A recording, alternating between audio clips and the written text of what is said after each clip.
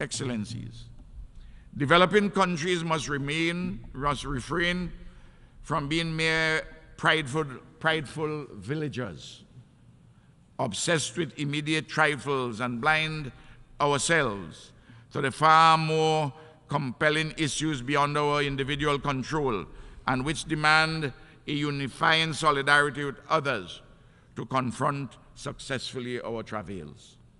Poor, vulnerable, climate-distressed and resource-challenged developing countries are absolutely fed up and insulted by the unfulfilled perennial promises of the developed world on climate financing.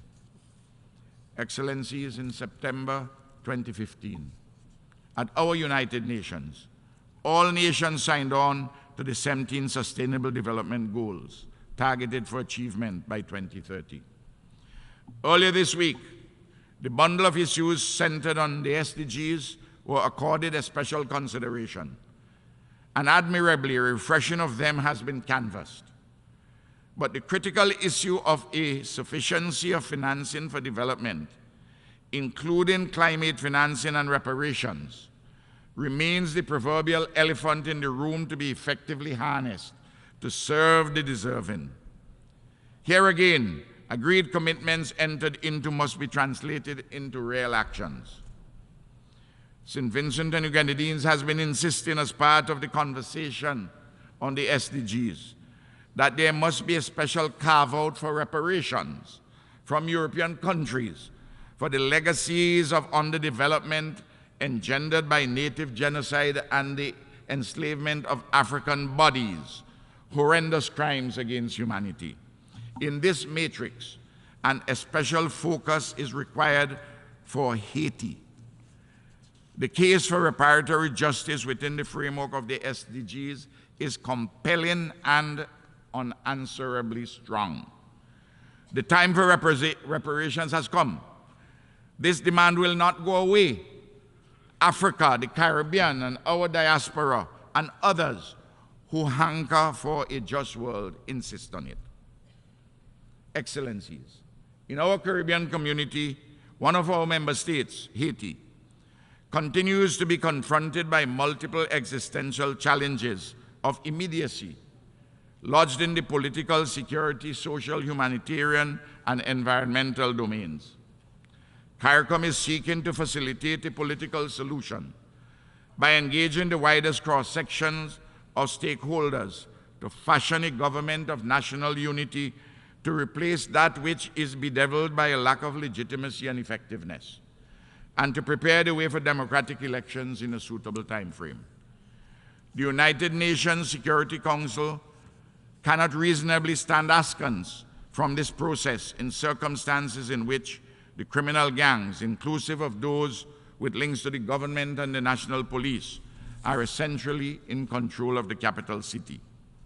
Security supports, not an imperial invasion, are required to accompany the political consensus so as to bolster humanitarian assistance, economic development, and a more orderly way of life and living. The situation is dire and growing worse by the day. We must not allow ourselves the luxury of Haiti fatigue. Indeed, the guns and bullets in the hands of the Haitian gangs are also in the bosoms of assorted criminals across the Caribbean and Latin America, and sourced mainly from the USA. The US, the Caribbean, and Latin American governments must work together more earnestly to stop this massive flow of guns and bullets. Across the globe, resolutions to wars and perennial conflicts are urgently required. The terrible situations, for example, in Ukraine, Palestine, several countries in Africa and elsewhere, cry out for peaceful settlements between the warring tribes. It is humane and wrong for the Palestinian people to be enduring colonial domination and externally induced suffering for decades. In our America, Your Excellencies, CELAC, led currently by the pro tempore presidency of St. Vincent and the Grenadines, is at the forefront of seeking to fortify our political cooperation and enhance integration efforts. CELAC is building vital bridges with several blocks across the world and countries. All this is designed to promote peace, security, prosperity, and sustainable development for all. It is vital that our shared experiences be translated into shared expressions, including institutional expressions, to get the practical work done to enhance life, living, and production for all humanity. And CELAC ought to be allowed to follow the African Union into membership of the G20. Let us be more inclusive in solving intractable problems in practical ways. I thus welcome the proposed initiative, the proposal of the European Union to initiate an institutional summit between the EU, the African Union, CELAC, ASEAN, and with the Secretary General of the United Nations. I await the details. Excellencies, the days of masters and vassals are over. The days of imperialism are drawing nigh, and the would-be hegemons waiting in the wings with their illusions of grandeur, past or imagined, are bound for disillusionment. In any new world order, the metaphoric lambs and the lions must lie down and rise up together in mutual self-interest and respect, and for a better world. This world of 8 billion people deserves better. We in the developing world reject the crumbs. There is a loaf to be shared reasonably, with equity, and we must be at the deciding and the eating tables. Those who think that we speak with our heads in the clouds are profoundly mistaken. We know that in the great cathedral of the sky, there is a sun for steeple. It illuminates our pathways. We see things clearly. Men and women who see things clearly will never give up in the pursuit of peace, goodness, equity, and justice. We do so with urgency, yet with a patience and a calm, knowing that even now the greener leaves explode, sun brightens stone, and all the river burns. As I conclude, a summation from one of my country's poets, Daniel Williams, is apt. We are all time. Only the future is ours to desecrate. The present is the past, and the past our fathers' mischiefs. In order to avoid the desecration of the future, we must be serious about the challenges at hand and work assiduously in solidarity to address them satisfactorily. To be sure, there is no perfection this side of eternity, but we can do better than we have been doing. Time is not on our side. Let us sleep not to dream, but dream to change the world for the better. Thank you.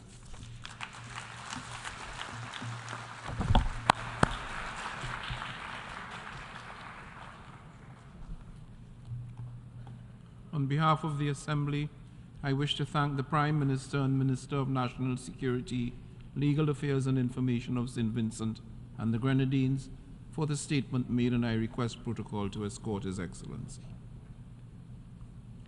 The Assembly will hear an address by Her Excellency Fiame Naomi Mata Afa, the Prime Minister and Minister of Foreign Affairs and Trade of the independent state of Samoa. I request protocol to escort Her Excellency. I have great pleasure in welcoming Her Excellency Fiame Naomi Mata Afa, Prime Minister and Minister of Foreign Affairs and Trade of the independent state of Samoa. I invite Her Excellency to address the Assembly.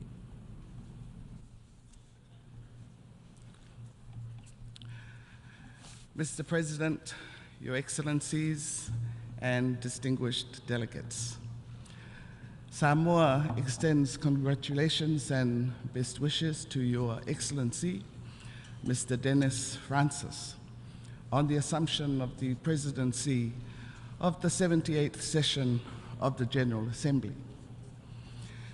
We are so delighted to see Trinidad and Tobago, a sister small island developing state, at the helm of our organization for the next 12 months. You have Samoa's full support in the successful execution of your mandate.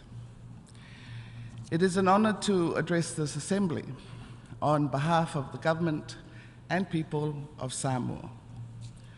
We remain steadfast in our support of this multilateral institution and recognize that international cooperation is essential to fight for a just, more sustainable, and peaceful future for our people and planet.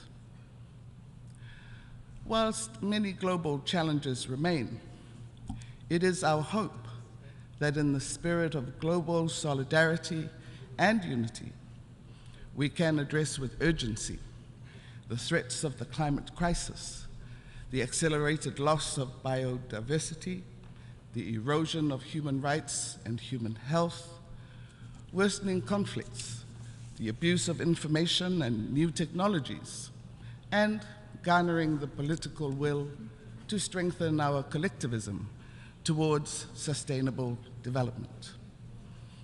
The theme for this year's General Assembly speaks to our priorities and helps to frame our continued engagement with our United Nations family.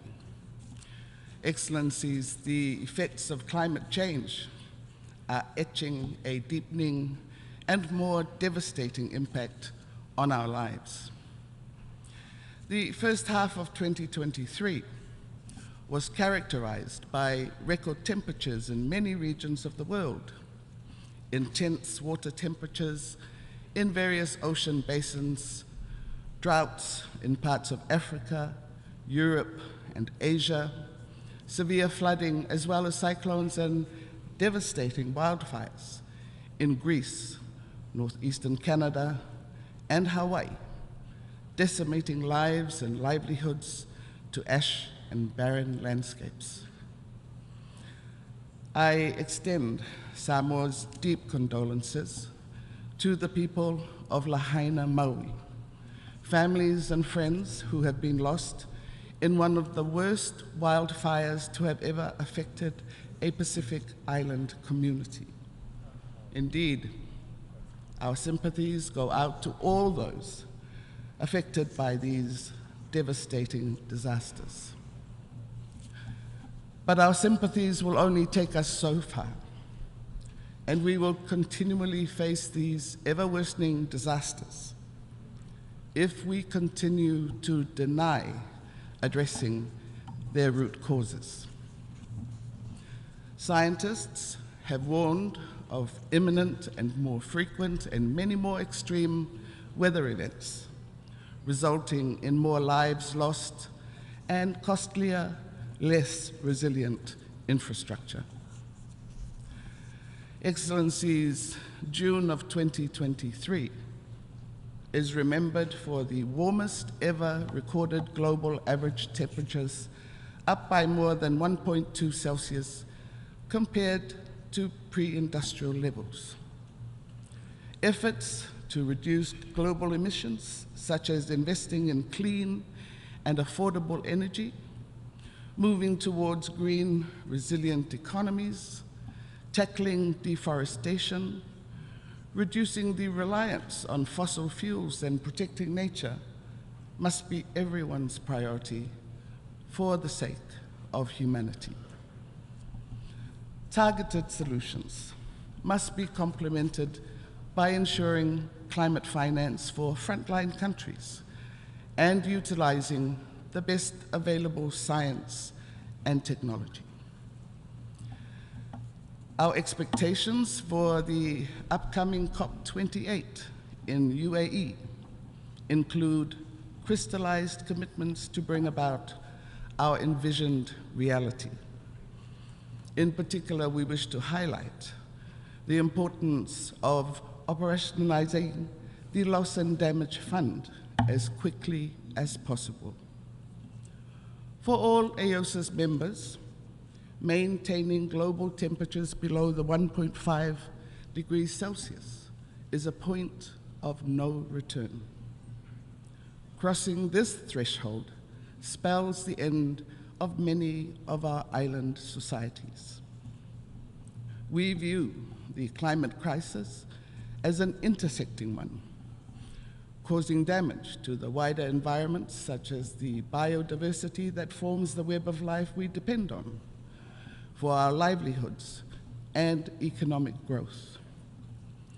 More than 1 billion people rely on forests for their livelihoods, and land and the ocean absorb more than half of all carbon emissions. The climate problem is worsening as the world's natural carbon sinks, such as our oceans and rainforests, cease to spawn life. Samoa, as a core member of the SIDS Coalition for Nature, joins the crescendo of voices for the better protection of our biodiversity. Excellencies, the ocean is a vital resource for food and livelihoods, and hence requires responsible stewardship that is integral in maintaining our Pacific identity, as the ocean is in us and we are the ocean. The healthy ocean will help in our fight against climate change. As the Blue Pacific continent, we must ensure that our oceans can still provide for us as we sustainably manage our marine resources, ecosystems, and biodiversity. We urge our member states to assist in combating illegal, unreported, and unregulated fishing in our region, which deprives our small island developing states of much needed revenue in a time of increased fiscal stress. We believe in the interconnectedness of our responsibilities to our people and planet as reflected in the collective stewardship of our ocean and the goodwill that resulted in the adoption of the new treaty protecting biodiversity on the high seas. This is an important milestone in the path to sustainably managing the high seas and our ocean resources. So let us all sign the treaty for a timely ratification. Similarly, we are engaged in the ongoing negotiations on a treaty to end plastic pollution. The need to address the global plastic pollution problem, especially in the marine environment, is a priority as this is a threat to our ecosystems and health. Excellencies, non-communicable diseases are a priority area for Samoa and our Blue Continent. Currently, chronic NCDs are overtaking communicable diseases as the dominant health problem and are the leading causes of mortality, morbidity, and disability. At the national level, NCDs account for almost half of the deaths, premature deaths, in fact, in Samoa. We have one of the highest obesity rates, particularly among children. Current data, however, shows some positive trends in the falling prevalence rates of alcohol drinkers and increase in the prevalence of people who are physically active. These statistics are catalysts for programs to promote healthier lifestyles. The government of Samoa has made people-centered health services and NCD control a priority in its pathway for the development of Samoa of 2019 to 2025, and has also issued the National NCD Policy of 2019 to 2023. With support from its development partners, the Samoa government launched a comprehensive program in May 2020 with the aim to build people-centered and systematic NCD service provision to strengthen primary health care, empower communities, promote early detection and effective referral of NCDs, and increase population awareness of NCD risk factors. Samoa remains committed to the global fight against NCDs through scaled-up capacity building of all stakeholders, quality-assured data collection, and statistics for informed and forward-looking policy decisions, as well as strategic partnerships to mobilize resources and support.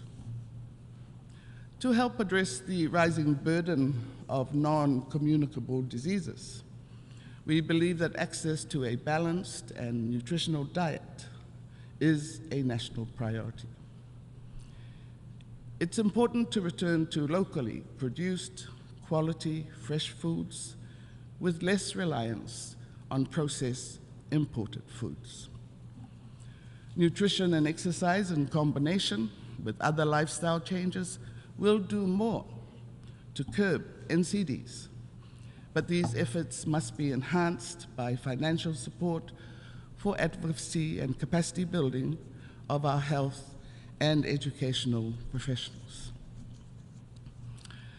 We learned from the COVID pandemic experience that in the event of a global crisis, supply chain issues will disproportionately affect small island states in favor of larger markets.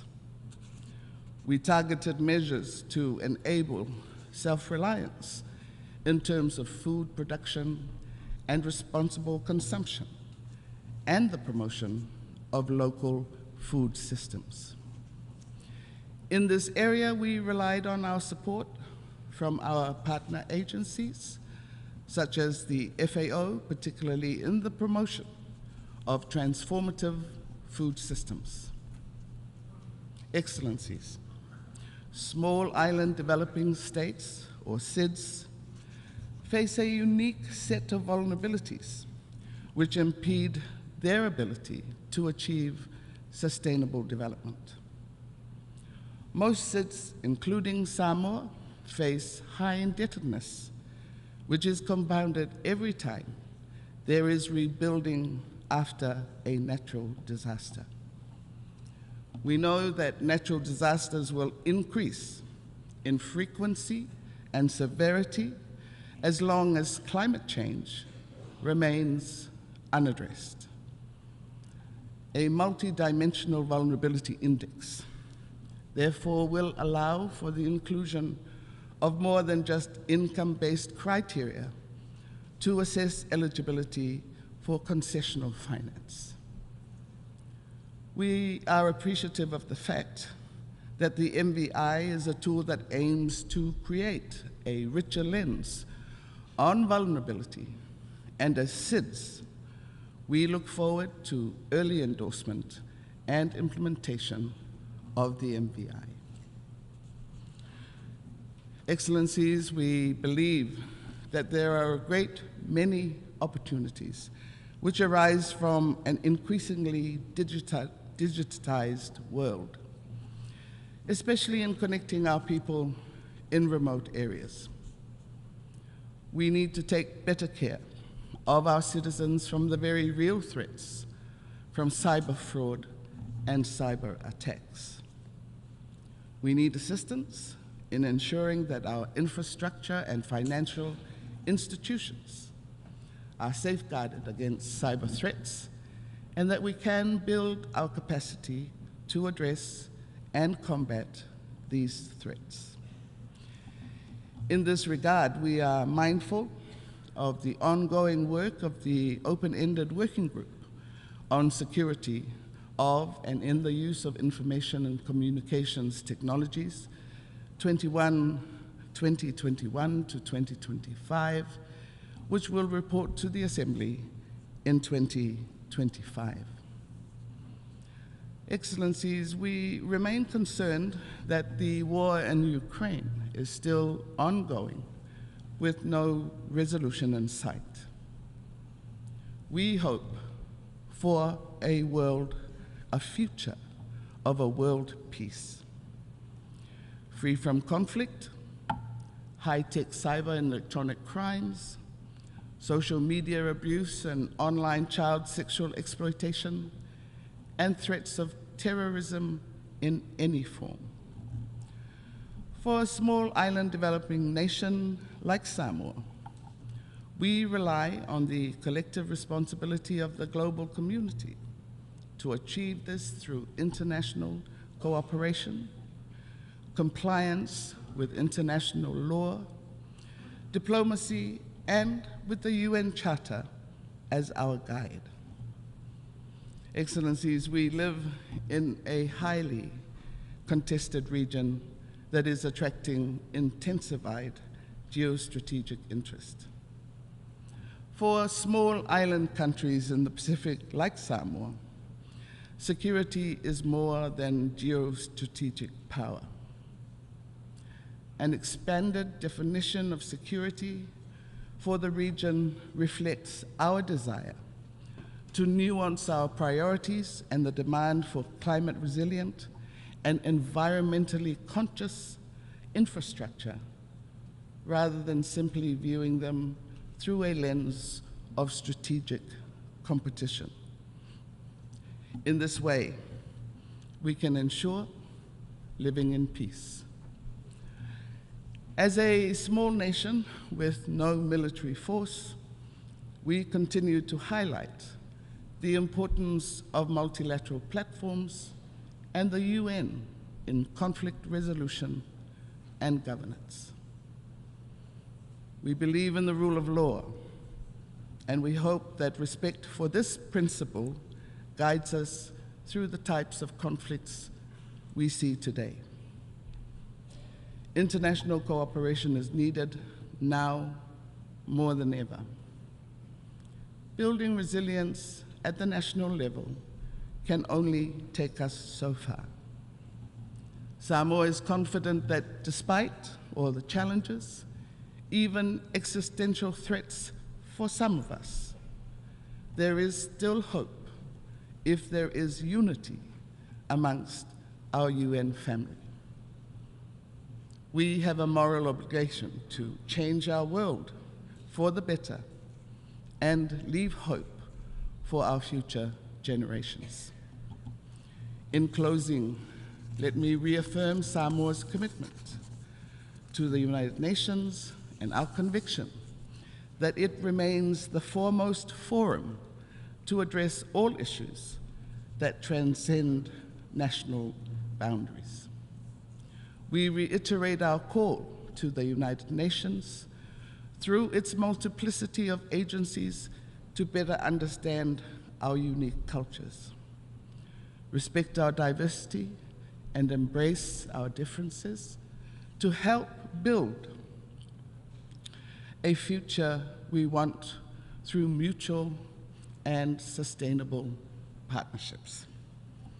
Mr. President and Your Excellencies, I wish you all a successful 78th session of the United Nations Assembly, and I thank you again for this opportunity to address the Assembly.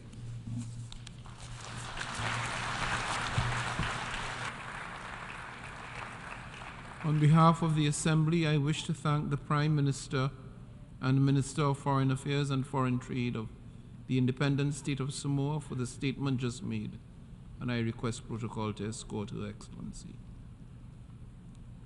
The Assembly will now hear an address by His Excellency Terence Michael Drew, Prime Minister and Minister of Finance, National Security and Immigration, Health and Social Security of St. Kitts and Nevis.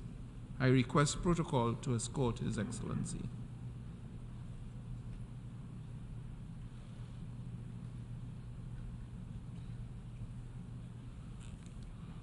I have great pleasure in welcoming His Excellency Terence Michael Drew, Prime Minister and Minister of Finance, National Security and Immigration, Health and Social Security of St. Kitts and Nevis. I invite him to address the Assembly. Mr. President, Mr. Secretary General, Excellencies, distinguished delegates.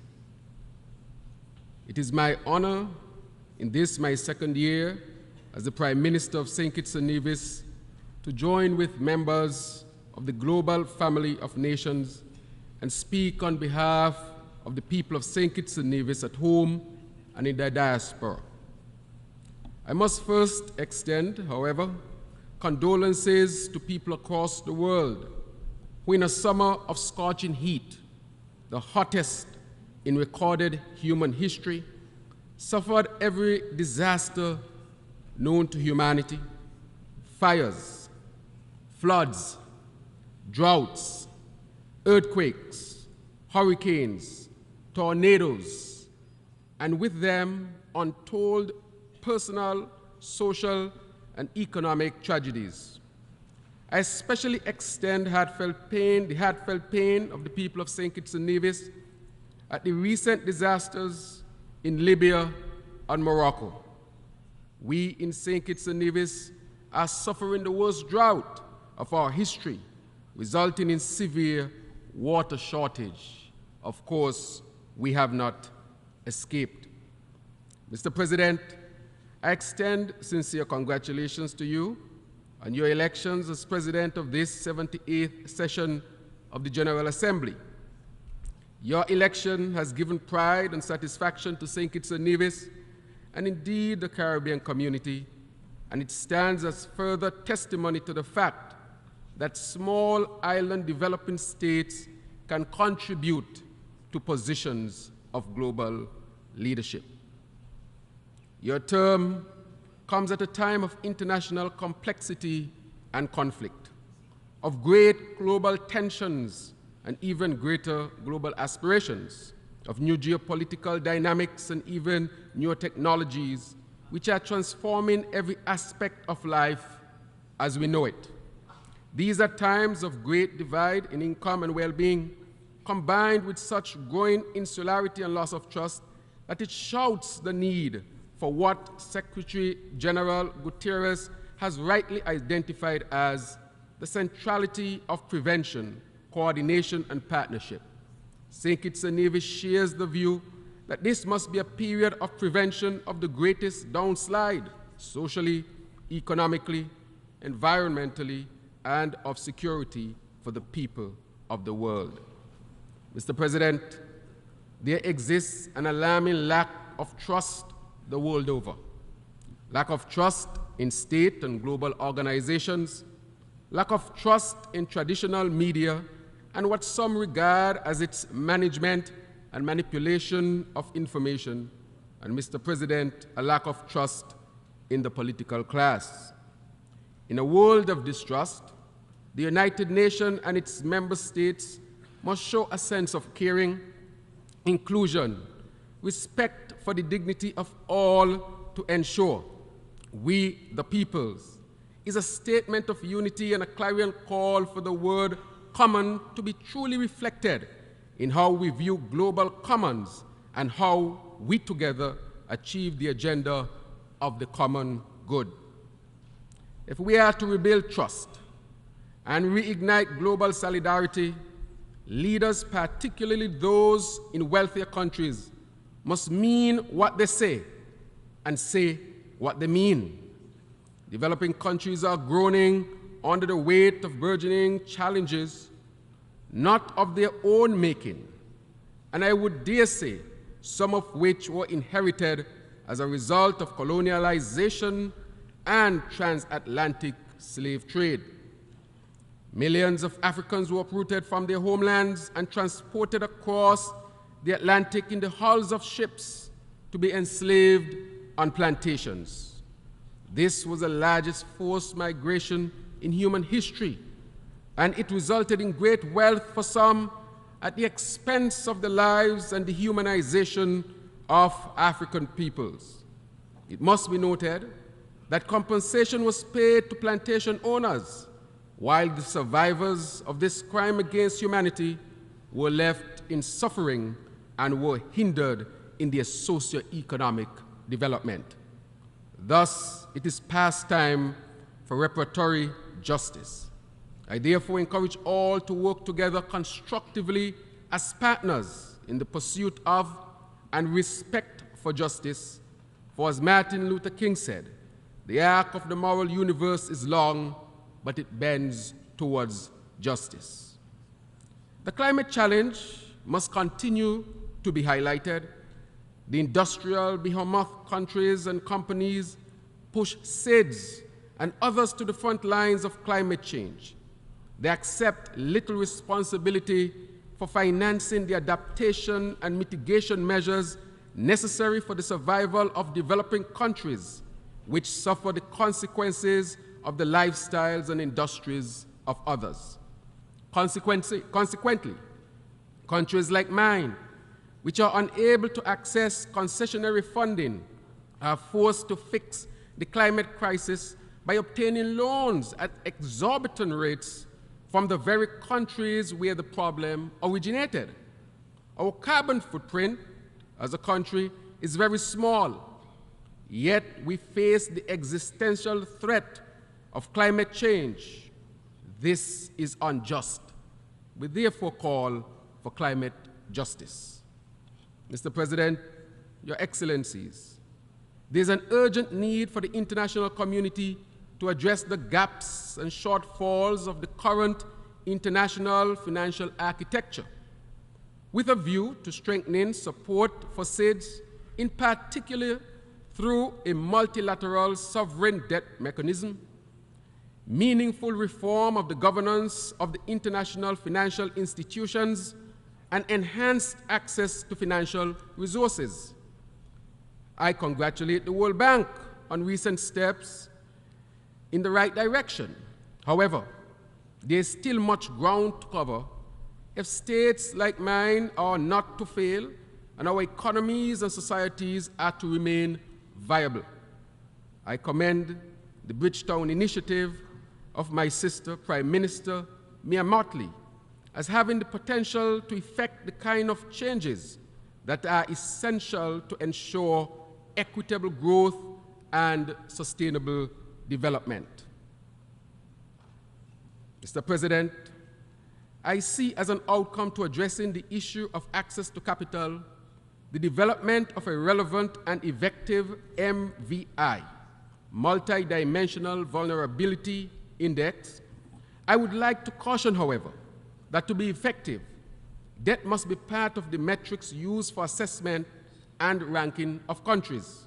Further, the risk and cost of wipeout environmental events, those which in a single event or series of events literally wipe out 5% of GDP or more, as well as the capacity to recover from such events, are all important metrics if the MVI is to work. Mr. President, at the national level, our government has commenced efforts to further ensure the holistic and resilient development of our communities. This undertaking is articulated in our vision to transform our country into a sustainable island state by 2040 and demonstrates the determination with which we take ownership of our own destiny and pursue our sustainable development aspirations. Our vision is buttressed by the 7 pillars: food security, green energy transition, economic diversification, sustainable industries, the orange economy, COVID-19 recovery, and social protection. These overarching areas include environmental sustainability, sustainable lives and livelihoods, health and wellness, and fiscal and debt resilience. To this end, we have made strides towards geothermal energy production and utilized loans from the CDB for this national development project, along with collaboration with groups such as the Atlantic Council and the PAC 30 initiative. healthcare delivery and management have been strengthened. We have learned the lessons of the pandemic and are now better prepared for the crisis in health, even though the work continues. We are also building more transparent and participatory governance structures, as demonstrated by the passing into law the Integrity in Public Life and Good Governance legislations. We have also developed programs for the most vulnerable and marginalized, specifically women, youth, the elderly, the disabled, and the Rastafari community. We want to ensure that St. Kitts and Nevis leaves no one behind. Mr. President, we aspire to create a society where our people can live in safety and security. However, we are plagued by the scourge that is the proliferation of illicit and untraceable weapons flowing into our region. States that manufacture these weapons must take greater responsibility to combat the illegal flows that can threaten our national and regional security and can have devastating socio-economic consequences. We cannot win this fight against the guns on our own.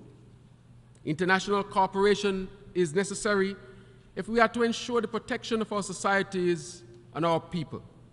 To this end, we thank the United States for increasing its collaboration with the region, with my own country, to deal with the illicit transshipment of guns and to buttress our overall national security apparatus.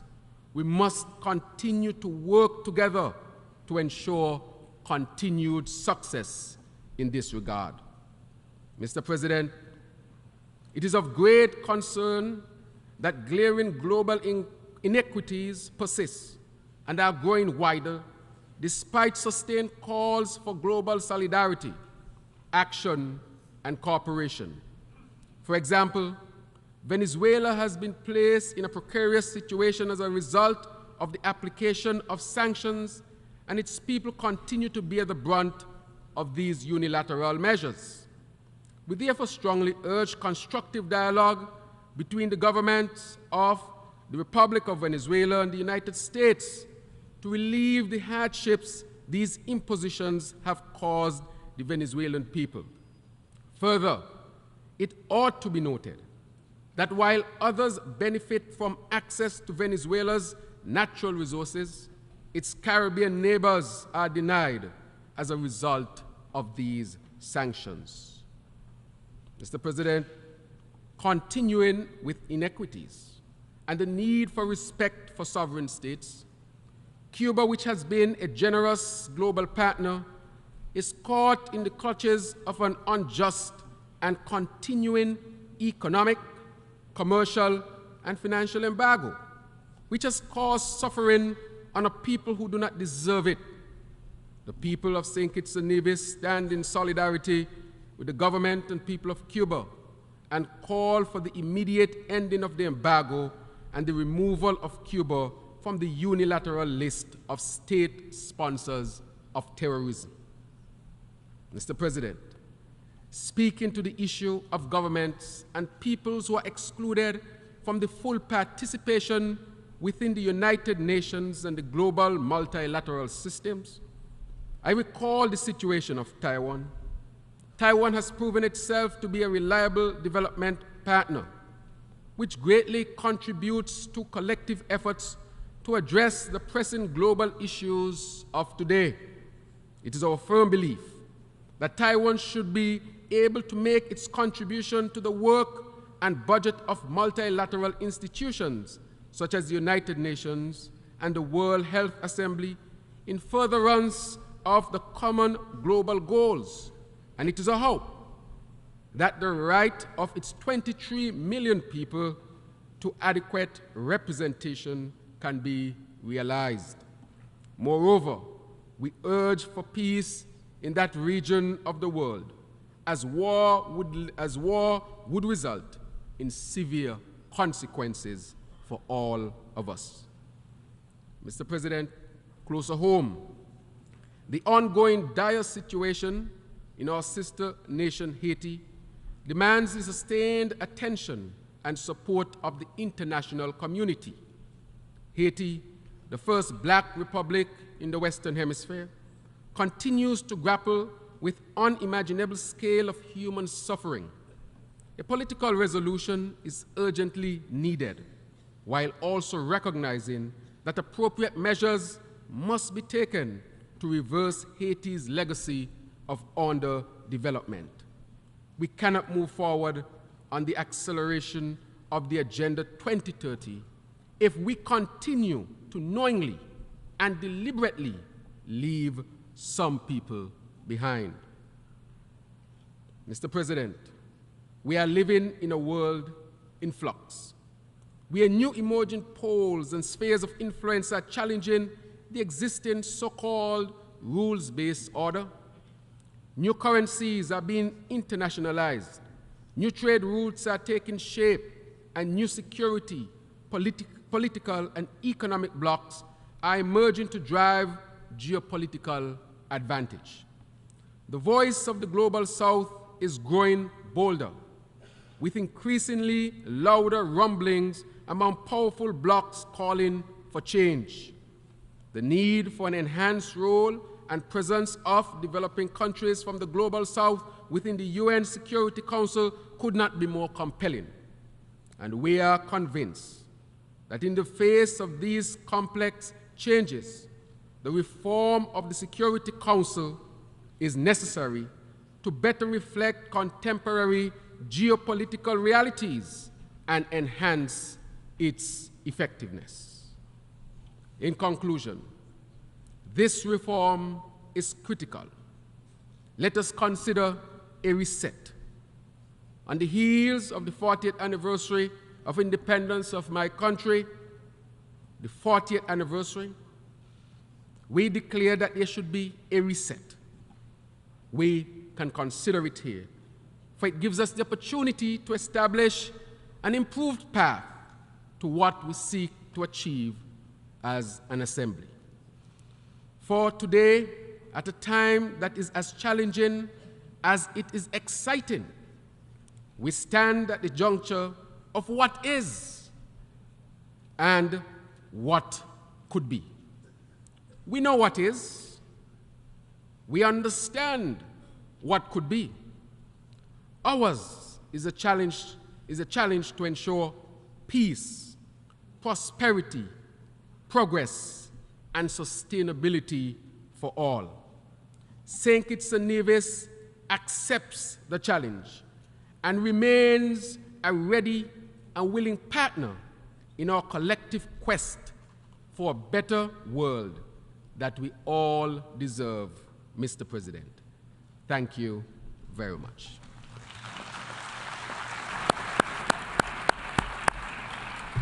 On behalf of the Assembly, I wish to thank the Prime Minister and Minister of Finance, National Security, Immigration, Health and Social Security of St. Kitts and Nevis for the statement just made, and I request protocol to escort His Excellency. Okay.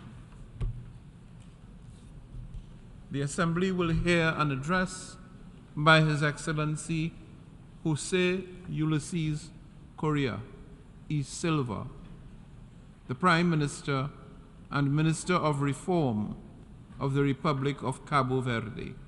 I request protocol to escort His Excellency.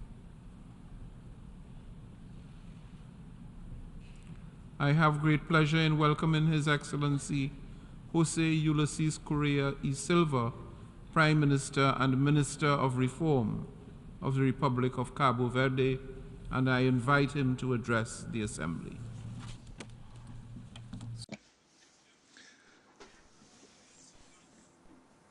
Mr. President, I would like to greet you on the behalf of the people of Cabo Verde. We have engaged in this session's general debate with a view to accelerating action on Agenda 2030 and its sustainable development goals. The theme of the general debate must indeed mobilize nations toward peace, prosperity, progress, and sustainability for all. Excellencies, the world has experienced periods of intense crisis. We have observed a resurgence of populism and extremism, as well as attacks on democracy. There have been successive coups d'etats in African countries. In these difficult times of war in Ukraine, Cabo Verde is on the side of values and principles of freedom and respect for the sovereignty and territorial integrity of peoples and nations. Based on these principles and values, we condemn the Russian invasion of Ukraine. In these challenging times caused by instability and successive coups d'etats in African countries, Cabo Verde is on the side of principles and values of constitutional liberal democracy. Based on these principles, we condemn coups d'etats as a means to achieve power. A recent survey conducted by Afrobarometro shows that 2/3 of Africans prefer democracy over any other form of government, but only 38% are satisfied with how democracy works in their countries. If on the one hand there is a disconnect between the citizens and political power with respect to the workings of democracy, on the other hand there is an opportunity. Citizens' preference for democracy is an opportunity for more and better democracy, good governance, more citizen empowerment, fighting corruption, fiscal, financial, and political transparency, and policies based on results that generally impact people's lives and create trust and hope. Credible and trustworthy electoral and judicial systems, freedom of the press, promoting pluralism, and strong institutions are fundamental for political actors and citizens' trust in the rules of democracy. They prevent serious crises and extreme conflicts and strengthen democracy. These are issues of a political nature that merit engagement and discussion with a sense of urgency by political leaders to allow stability and trust to drive peace, progress, prosperity, and sustainability. With a spirit of collaboration and resoluteness, Cabo Verde is committed to working side by side with all member states of the United Nations to address insecurity in the West African region and in the rest of the world. Together, nations united can convert this challenge into an opportunity to build a safer world where peace, stability, and prosperity are accessible to all peoples. The world is increasingly interlinked. The COVID-19 pandemic was an intense and grave example of how no one is safe when insecurity spreads and respects no borders. Partnerships among nations is key to overcome threats to world security. And we are referring to security in a broad and global sense. Health security, climate and environmental security in the context of pandemics and climate change, food security and security in the context of deep inequalities in access to basic items such as water, electricity, and sanitation in the home, security against drug trafficking, terrorism, piracy, human trafficking, and cybercrime. The pandemic potential of any of these security factors is enormous and known. Only through close collaboration, partnership, and solidarity will we be able to create an environment of global and lasting security. We must commit to conflict prevention, conflict resolution, and post-conflict reconstruction as integral parts of the journey toward the SDGs. Excellencies, the challenges of achieving the SDGs have increased. The difficult global context must not cause us to discontinue nor weaken our commitments to the Agenda 2030. On the contrary, we must accelerate reforms, investments, financing, partnerships, and international solidarity. We must implement reforms in the international financial architecture. We must operationalize climate and environmental financing instruments.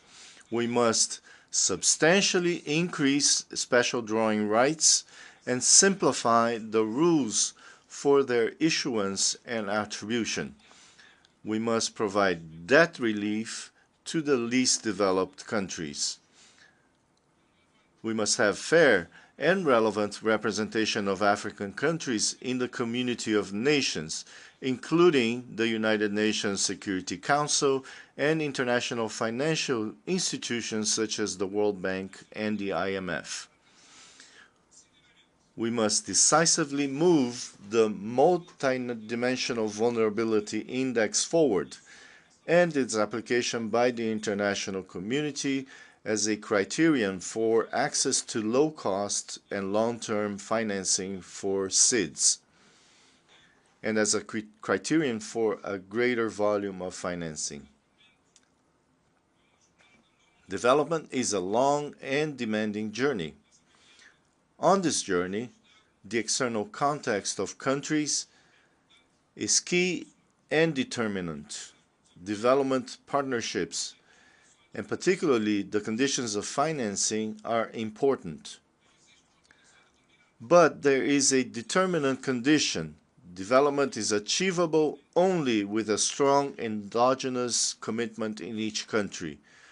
Governments, citizens, companies, and civil society organizations. There must be a strong commitment to establishing political, institutional, economic, and social environments that stimulate citizens, companies, and civil society organizations to channel their energy, skills, and resources toward personal, organizational, and collective development. We must also have a strong commitment to good political, economic, social, and environmental governance. Persons, institutions, and trust are the keys to success. In Cabo Verde, this is our belief. Mr. President, Africa must grow more and be better integrated into the world economy in order to produce, export, create well-paid jobs, eradicate extreme poverty, and ensure happiness for our peoples. Africa needs structural transformations in the profile of many economies based on commodities with low added value to diversify their economies, better integrate them into value chains, and increase their competitiveness.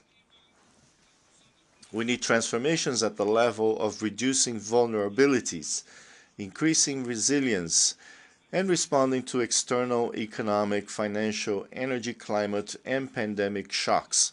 We need structural transformations in connectivity, which is a major constraint upon African economic integration. Africa needs to decisively, consistently, and effectively bet on human capital, quality education for all, health for all, access to basic needs such as water, electricity, and sanitation in the home of each family. Long-term transformative investments require concessional funding, predictability, scale-up effects, and adequate execution time in order to produce significant impacts. The weight of foreign debt, the levels of sovereign risks, and the financing conditions for African countries and companies are grave matters that block the paths toward development. They require structured and consistent solutions. We need mechanisms that create virtuous cycles. The conversion of debt into climate and environmental financing is one such mechanism.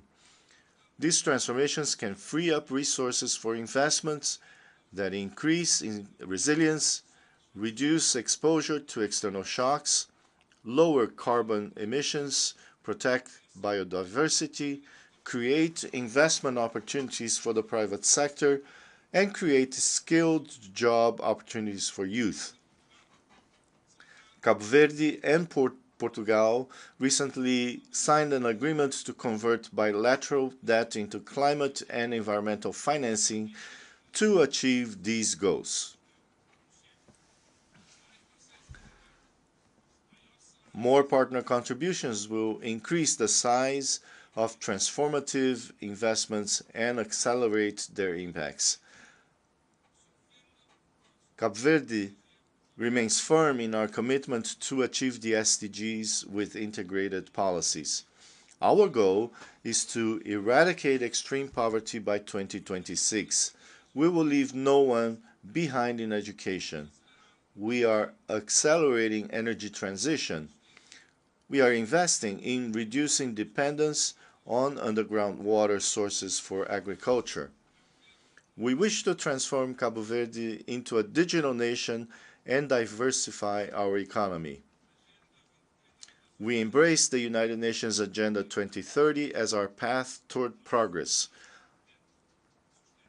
Our second Sustainable Development Plan is geared toward this commitment. We reaffirm our firm resolve to implement the commitments to which we have just agreed during the SDG Summit, which are vital for this decade of action.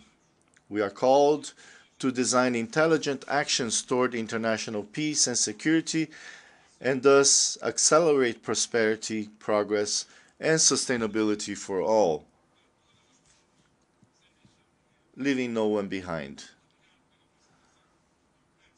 Thank you very much for your attention. God bless. On behalf of the Assembly, I wish to thank the Prime Minister and the Minister of Reform of the Republic of Cabo Verde for the statement just made, and I request protocol to escort His Excellency. The Assembly will now hear an address by His Excellency Hamza Abdi Bare, Prime Minister of the Federal Republic of Somalia. I request protocol to escort His Excellency.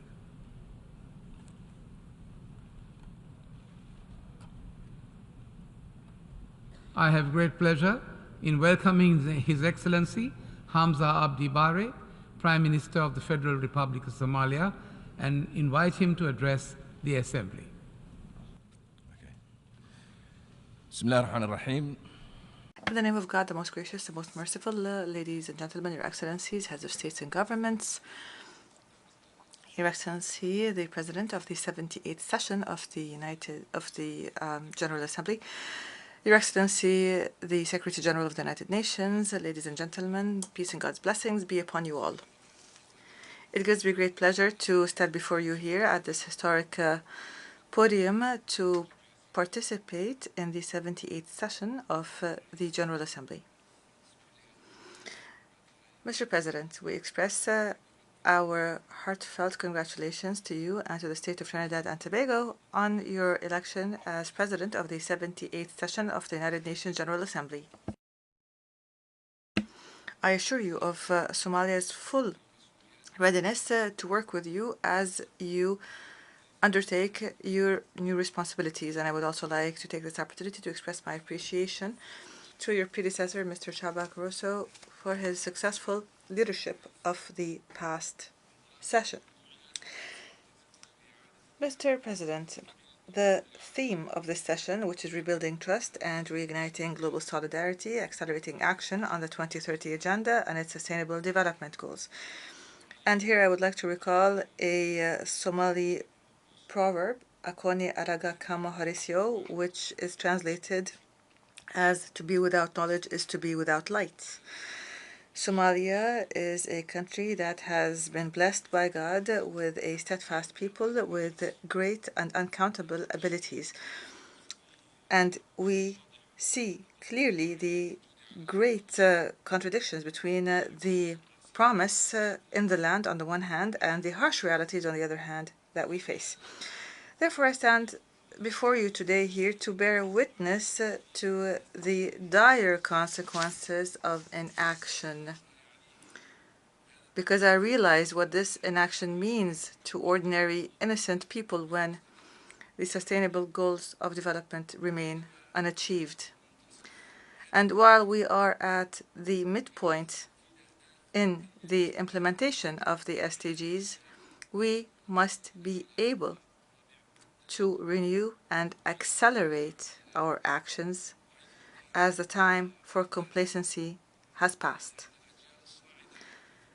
Future generations are looking to us as leaders and as states and as establishments to enhance efforts so that we would arrive at innovative solutions to our problems and our crises, and to create effective partnerships to transform promises to policies and to transform commitments to tangible measures. We must honor our moral responsibility not to leave anyone behind. And this is the best way to ensure that everyone lives in peace and prosperity and development and progress sustainably. Mr. President, the COVID-19 pandemic has exposed the fragility of our interconnected world, but it has also showed the power of solidarity and cooperation during difficult times. This painful experience has exposed gaps in our ability to mobilize resources and in the mechanisms of preparedness and pandemic prevention, and the need to respond quickly to international emergencies. Therefore, we must adopt a policy that includes the entire society. Therefore, we call for establishing platforms to coordinate policies at the global and regional levels, and to collect resources and expertise to enhance protection measures to protect against pandemics and maintain readiness. And we must do this on a basis of equality and the SDGs as basic principles to enhance our collective capabilities to detect these shocks, respond to them, recover from them, and enhance our global solidarity. The differences and inequalities in the ability to access resources during the COVID showed the urgent need to restructure the global financial order, and it has become more urgent than ever before. We live in one world, an interconnected world, whose peoples have the same aspirations and challenges. Therefore, we are in urgent need to adopt a financial system that is able to change these tangible and painful realities. The time has come to leave behind obsolete structures and to remedy historic ills and to build a financial order that is in line with the values of joint prosperity and collective progress. Ladies and gentlemen, we cannot plant the seeds of stability and progress unless there is a land that is nourished with the principles of consultation and inclusiveness. Today, our world faces unprecedented challenges as we witness the unprecedented increase in violence. We see that new technologies such as artificial intelligence pose new and terrifying threats. The noticeable increase in armed conflicts and military coups, especially in the African continent, is a source of deep concern because these conflicts have a destructive impact on the lives of civilians and lead to displacement and poverty at an expanded level. All of these issues are issues that Somalia is still struggling to recover from. And in light of the most recent international incidents, and which bring back to mind our painful past, we call for an immediate and comprehensive cessation of violence and destruction. We call for abiding by democratic principles and protecting constitutional systems that guarantee civil liberties. Mr. President, in an era that is witnessing an increase in hatred and violence, Somalia remains guided by the principles of noble Islam and it remains as an advocate and a firm advocate for the principles of tolerance between the different faiths and enhancing mutual understanding. We clearly and unequivocally condemn the racial discrimination and oppression that is targeting Muslim communities in many areas of the world. We believe deeply that we cannot achieve harmony in the world except through diversity and through eliminating bigotry.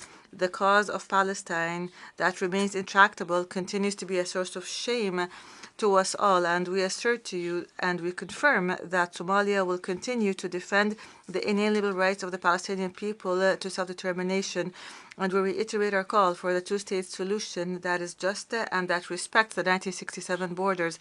Our solidarity with Palestine is true testament to our belief in justice and democracy and the defense of human rights. Somalia welcomes the new agenda for peace proposed by the Secretary General of the United Nations, Antonio Guterres, because it reminds us that conflicts are as a result of not dealing with the problems of inequality. And we completely agree with the need to make every effort to remedy the root causes of conflict through a comprehensive development, through dialogue, and through the protection of human rights. Mr. President, we live in a world that is fragmented on one end and unequal on the other. Therefore, I call for my colleagues and my fellow leaders to work together to reform multilateral institutions such as the United Nations, development banks, the Security Council of the United Nations, because these establishments and their current structures are no longer fit for purpose. Therefore, we must all work together and collectively to implement a collective agenda that would make these establishments and institutions more inclusive, more transparent and accountable, and more fit for purpose. The Summit of the Future, launched by the United Nations Secretary General, is a unique opportunity to tackle these common goals. We call on you to stand on the side of peace, justice, and law so that we can establish a world where conflicts are resolved through diplomacy and peaceful means. Mr. President, climate change is an existential threat to humanity, and it is a challenge that knows no borders and responds to no isolated efforts and initiatives. It can only be addressed through a unified will. The extreme climate and weather events and the increased temperatures and the forest fires that decimate entire societies in an unprecedented, unexpected, and often unpredictable way are all realistic reminders of the consequences of the absence of collective action instead of simply being a distant concern. In the past years, Somalia has been the victim of a vicious cycle of prolonged droughts and destructive floods that have killed thousands and displaced millions. And it is a great injustice for Somalia, which is the country that had the least to do with carbon emissions globally. It's unfair that it bears the brunt of the negative impacts of climate change. Therefore, we call upon the international community to support us in addressing this urgent issue and in bolstering our resilience in the face of climate change. Mr. President, there is no poorer country compared to where it was in the 1960s than Somalia. Despite this, Somalia, in the past decade, has made tangible progress towards peace and stability, and we have started to witness qualitative and tangible socioeconomic growth. Our country adopts the principle of Somalia that lives at peace with itself and at peace with the rest of the world. This is the cornerstone of our foreign policy, and we seek to establish peaceful coexistence and meaningful cooperation with our neighbors and partners to achieve joint prosperity. Locally, we have adopted a conciliatory approach to arrive at political settlements and to enhance the internal and permanent cohesion in our society. And we have dealt with an iron fist with extremism so that it would be stamped out. We have also launched a successful campaign against terrorists, and this campaign was military, financial, and ideological, and we managed to clear more than 45% of the areas that were previously occupied by the terrorist Al-Shabaab grouping in less than a year. Mr. President, our efforts over the past year have shown that if we are determined and if we cooperate effectively with our partners and local communities, we would not leave a single stone for the terrorists to crawl under. Therefore, we call for the need to establish a similar approach in dealing with terrorism worldwide. We must guarantee the effective integration of local communities in a manner that protects their rights by offering justice and upholding the rule of law. And here I would like to commend the bravery and the sacrifices made by the African Union's transition mission in Somalia. And I thank the countries that have contributed troops towards this, and we thank our partners and allies for their fraternal support. Somalia is committed to the full implementation of the security transition plan and in taking over full security responsibilities once ATMIS forces depart by the end of December 2024. Here I would like to reiterate Somalia's call for the complete and unconditional removal of the arms embargo that has been imposed by the Security Council since 1992. It is the longest lasting and the widest and most comprehensive arms embargo in the world, keeping in mind that Somalia today has the necessary administrative systems that are strict in controlling the possession, use, and storage of firearms. Lifting this embargo would allow us to combat terrorism more effectively and build a peaceful and prosperous future for our people. Ladies and gentlemen, Somalia looks forward to a bright and prosperous future as we grow closer towards three important milestones. The first one is achieving or meeting the requirements of the heavily indebted Poor Countries Initiative. We have reached the point of decision in this initiative, and we expect to reach the point of completion by the end of this year in a manner that would pave the way to providing debt relief for Somalia and unchaining the vital resources in Somalia that would allow it to achieve self-development. The second milestone is the post-terrorism stage once the Al-Shabaab or the outlaws group is eliminated. As we continue our campaign to stamp out terrorism, we are optimistic about our chances of achieving socio-economic progress in a country that is free of security threats. The third milestone is the post-ATMIS phase. Once foreign forces depart our country and Somalia takes over full responsibility for security. This is an important step to enhance our sovereignty and to renew our social contract with our citizens and to bolster a peaceful and coherent and cohesive society. And we are ready to rejoin the international community as an active and productive partner. We call upon the international community to join us on this journey and to be part of our success. Mr. President, ladies and gentlemen, in closing, Somalia is a beautiful country. It is rich in natural and human resources. Our doors are wide open to all offers of cooperation to invest in our capacities and to bring shared responsibility to all. Invest in Somalia, invest in the future. Peace and God's blessings be upon you.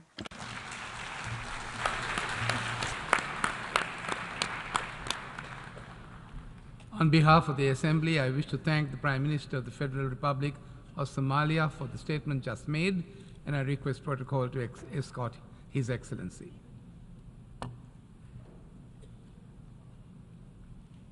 I now give the floor to His Excellency Salomaksai Kamasit, Deputy Prime Minister and Minister for Foreign Affairs of the Lao People's Democratic Republic.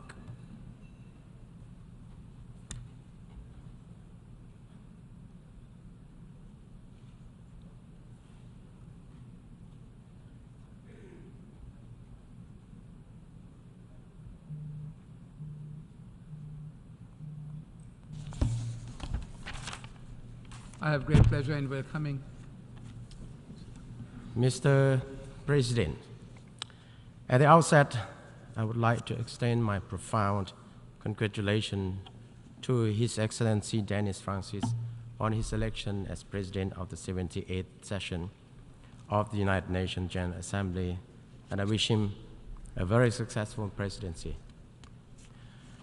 Today, the international community is facing a multiple crisis at a level we had never experienced before.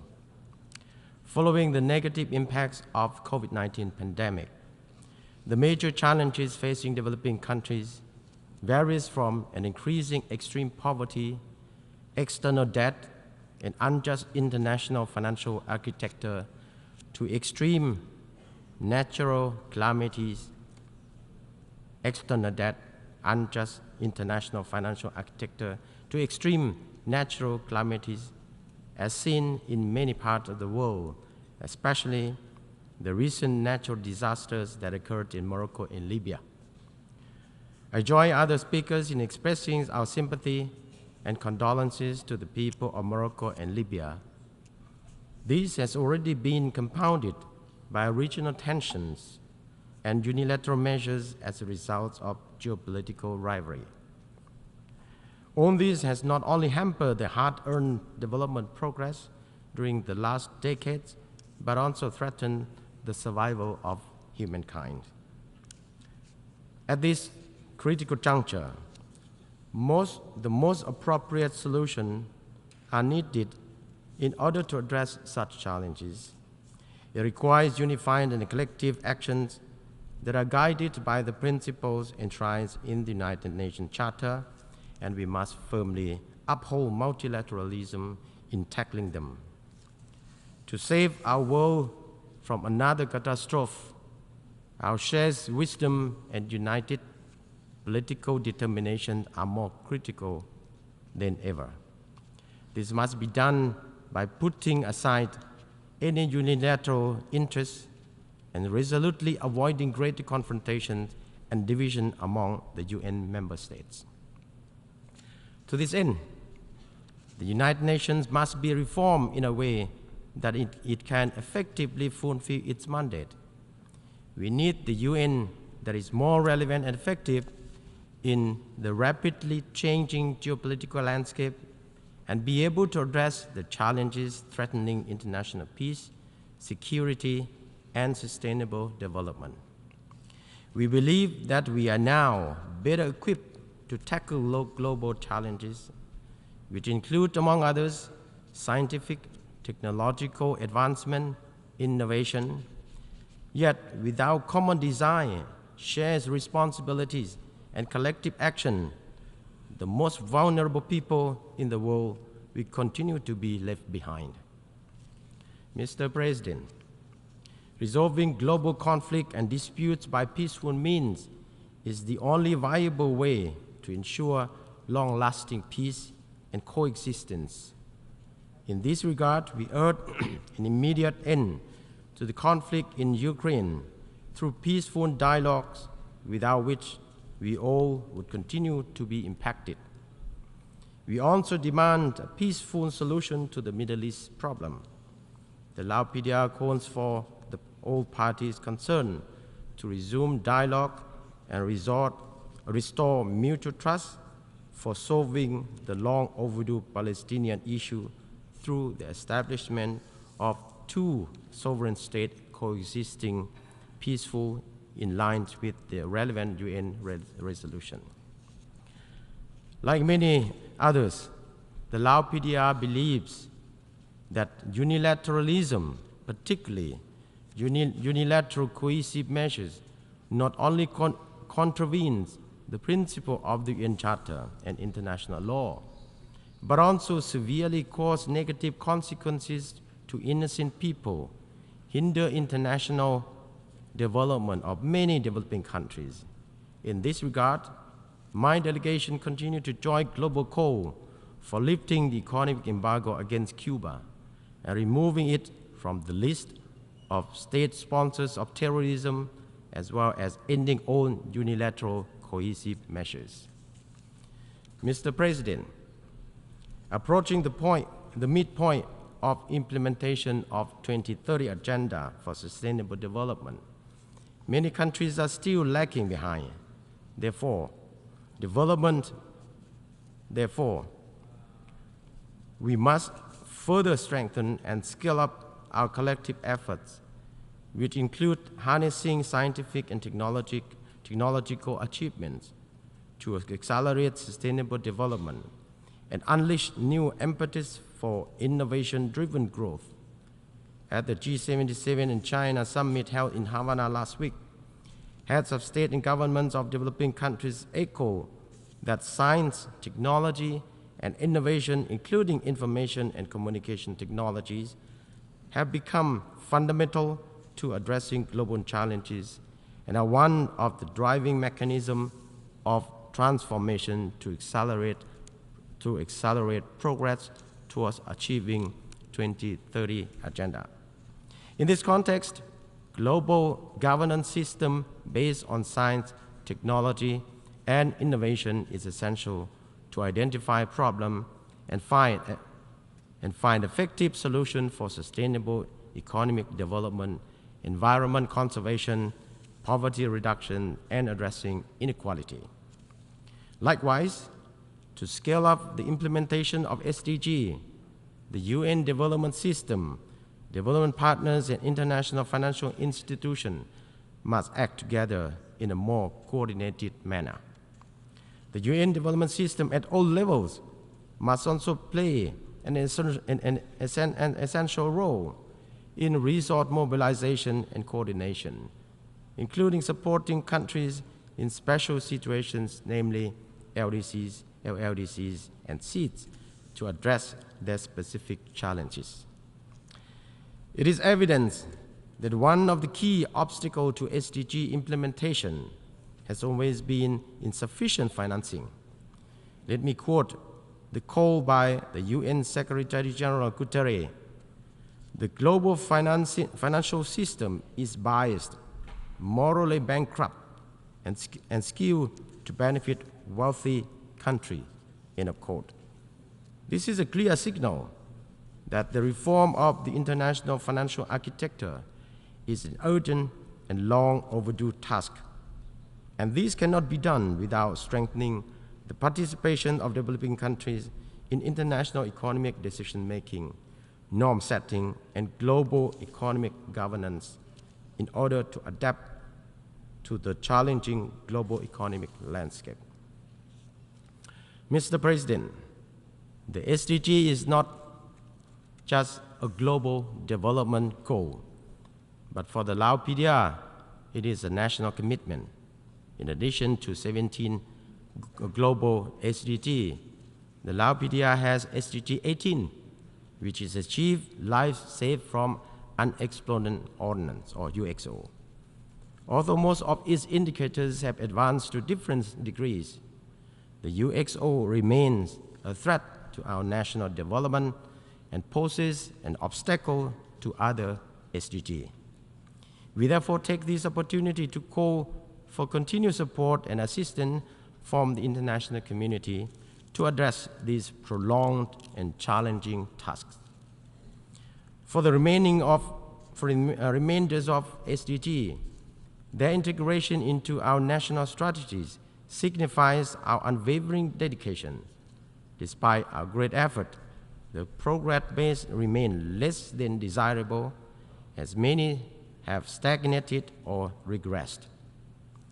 The Lao government is now carrying out the third voluntary national review process, conducting track analysis for selected SDGs to identify what need more attention and support.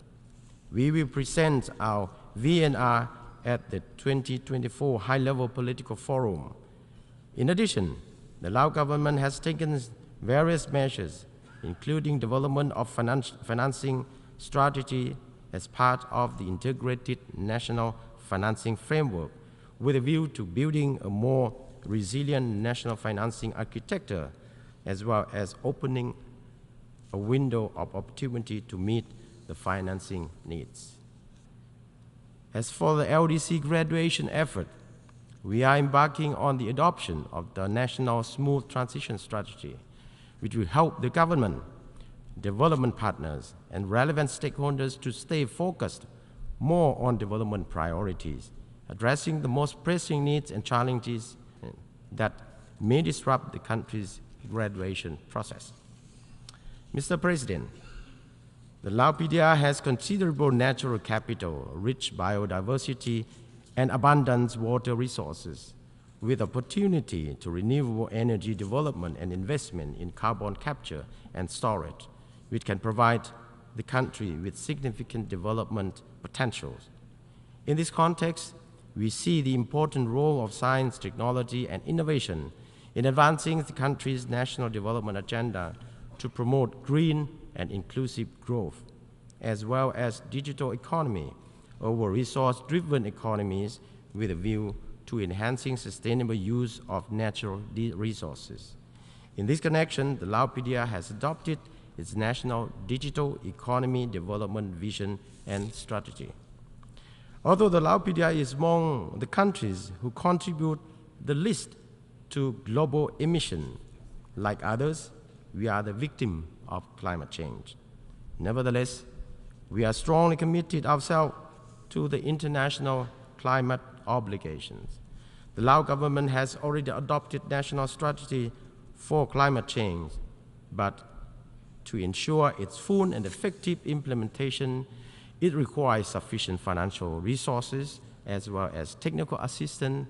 That means and access to climate finance and other funding resources, which would greatly support developing countries.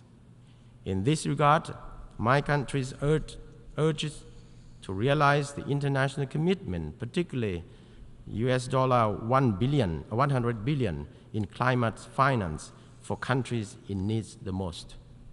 To this end, our delegation trusts that the outcome of the Climate Ambition Summit 2023 will lay a foundation for concrete actions in the lead up to COP28. Mr. President, this year marks the 56th anniversary of the establishment of Association of Southeast Asian Nations, or ASEAN. As an intergovernmental organization for regional cooperation, ASEAN has not only upheld the regionalism and multilateralism, but also played a central role in maintaining and promoting peace, security, and development in the region. We in ASEAN are committed to further strengthen the ASEAN community, as well as enhancing ASEAN unity and centrality in our engagement with external partners, including through ASEAN-led mechanism in order to promote an enabling environment for peace, stability, and prosperity in the region and beyond. In 2024, the Lao PDR will assume the ASEAN chairmanship with the theme ASEAN Enhancing Connectivity and Resilience. The Lao PDR will continue to build upon the past achievement of ASEAN in strengthening the ASEAN community and enhancing ASEAN external relations with our partners for more connected and resilient ASEAN. In conclusion, I would like to reiterate the Lao PDR's commitment to multilateralism with the United Nations at the core, as well as the firm determination to advancing the implementation of the three pillars of sustainable development: economic, social, and environmental, so no one is left behind. I thank you, Mr. President. I thank the Deputy Prime Minister and Minister for Foreign Affairs of the Lao People's Democratic Republic. I now give the floor to His Excellency Demeke Mekonnen Hassan, Deputy Prime Minister, Minister for Foreign Affairs of Ethiopia.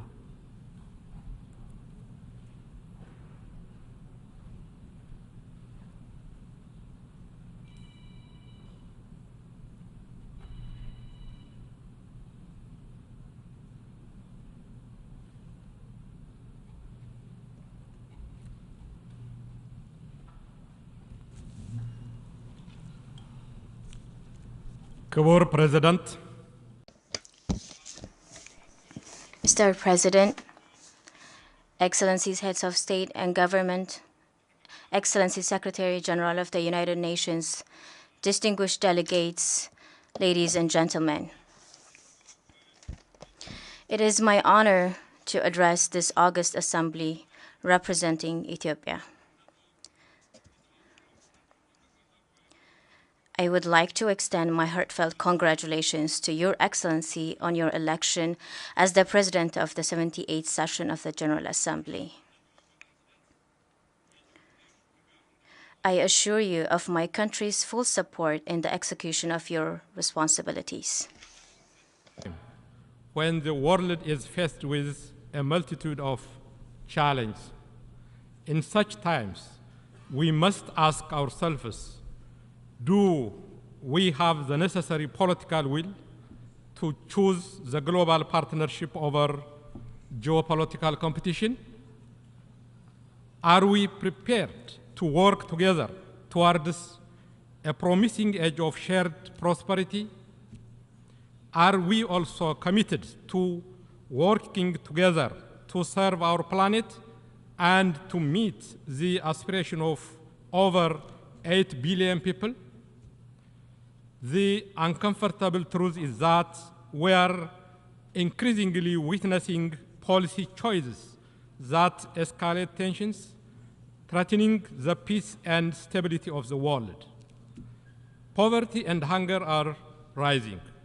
The progress towards achieving the Sustainable Development Goals of track, pushing the objective of eliminating extreme poverty by 2030 even further behind. The global inflation and the rise in cost of living are undermining development gains, further worsening the challenges of the most vulnerable communities. Investment in human capital and skills development remain critical for developing countries. Climate change continues to cause devastating impacts across the globe. Africa and other climate vulnerable regions are enduring disproportionate adverse effects. The target of mobilizing $100 billion by 2030 to support mitigation and adaptation efforts of developing countries has not been achieved. The upcoming COP28 climate change conference to be held in the United Arab Emirates should thus be seized as an opportune moment to take bold actions. The threat of nuclear weapons is another source of grave concern for humanity. The international community needs to prioritize dialogue to de-escalate tensions and prevent the threat of nuclear weapons. We should also ensure that new technologies such as artificial intelligence are used responsibly in a manner that benefits humanity. The global community can address these challenges through meaningful cooperation. The letter and spirit of the United Nations Charter demands that we come together to tackle this challenge with the highest sense of urgency and partnership. Ethiopia calls on all member states to recommit the Charter of the United Nations. Maintaining the status quo will not advance our shared interest of ensuring peace and prosperity. We should collectively work for an inclusive multilateral system to renew our global solidarity. Mr. President, a new global collective security system that respects the sovereignty of member states and prevents conflict is vital. As a long-time champion and active participant in the UN mandated peacekeeping operations across the globe, Ethiopia underscores that reforming the UN Security Council is not a choice, but absolute necessity. We need a reformed and representative Security Council that is fit for purpose, allocating permanent seats for Africa, as contained in our continental common position is politically and morally justified. Ethiopia commends the effort of the UN Secretary General for the financing of the African Union peace support operations from assessed contributions. National ownership of security responsibilities is imperative. For peacekeeping operations to achieve their objectives, robust capacity building support should be provided to national law enforcement structures. Unilateral sanctions and coercive economic measures violate the UN principles and international law. Ethiopia opposes such measures imposed on developing countries and calls for their unconditional removal. We wish to underline that diplomatic dialogue among sovereign nations should be the primary tool to resolve differences. Ethiopia and other developing countries have also been advocating for the reform of the United Nations system as a whole. We call for a more inclusive and effective multilateral mechanism that works fairly for developing countries. The BRICS have championed this call. That is why Ethiopia is grateful to have been invited to join the group. Mr. President, while the world has the financial resources to fund all development targets of the 2030 Agenda, its implementation has fallen behind. Therefore, what we need is firm political commitment and renewed global partnership. The Addis Ababa Action Agenda should also be fully implemented to meet the SDGs. Ethiopia has aligned its 10-year development plan with the SDGs. We are resolute in accelerating our inclusive political and economic reforms for a more peaceful and prosperous society. We are also committed to finding comprehensive solutions to the climate crisis. The Ethiopians' own flagship program, the National Green Legacy Initiative, is a demonstration of this commitment. The objective of the program is to cultivate a green culture and ensure the country's development through rural and urban green initiatives. The program has been successful, and we are making every effort to share our experience. Mr. President, the Pretoria Peace Agreement ended a 2-year-long conflict in northern Ethiopia. This agreement is a practical embodiment of African solutions to African problems. The implementation of the agreement continues to make significant progress, despite some delays in the execution of the disarmament, demobilization, and reintegration process. There is a need to expedite this process and ensure its successful completion. The continued implementation of the agreement is a clear manifestation of the government's commitment to resolving political differences through dialogue and constitutional means. We are also actively undertaking rehabilitation and reconstruction programs in areas affected by conflict. I would like to reaffirm that government is committed to consolidate peace and stability throughout the country. We continue to pursue dialogue for sustainable and peaceful solutions.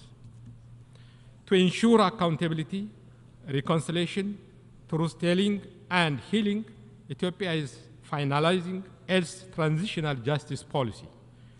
Nationwide consultations on policy options for transitional justice have been effectively conducted in all regions across the country.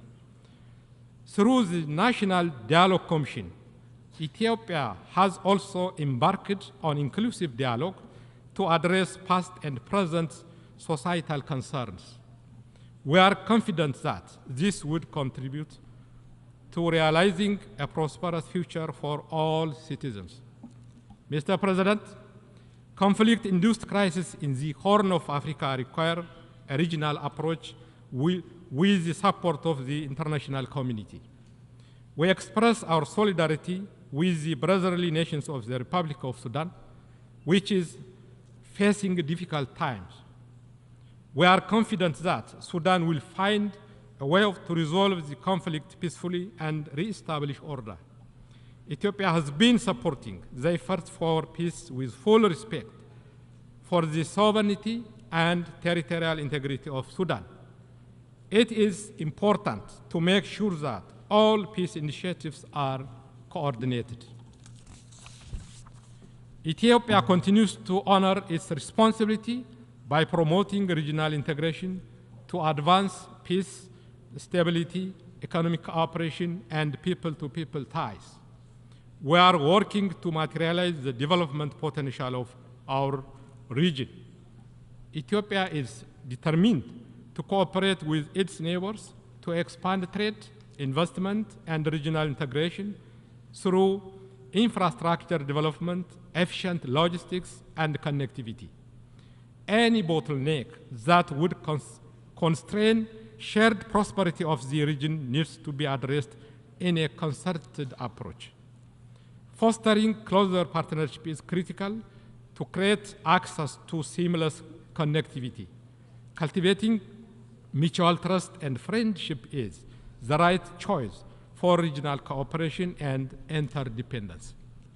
Regional cooperation positively impacts the lives of people, especially when complemented by well-developed infrastructure projects.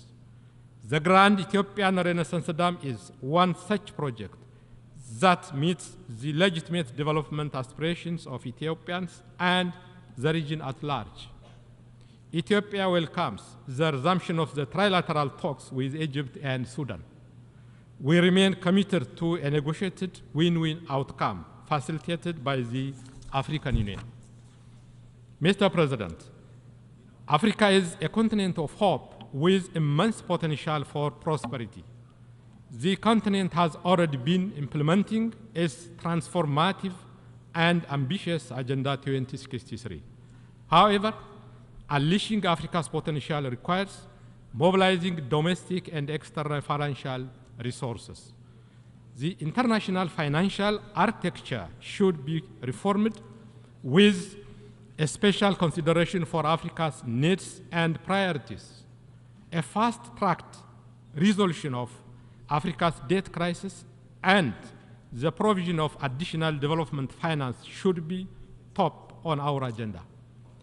Ethiopia advocates for an inclusive international order that recognizes the contribution of all countries.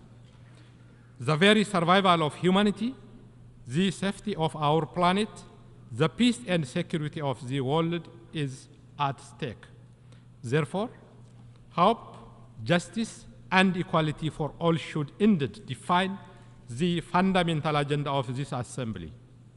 Beyond the rhetoric, this august body has a responsibility to promote global consensus and translate ideas proposed in this very hall into concrete actions.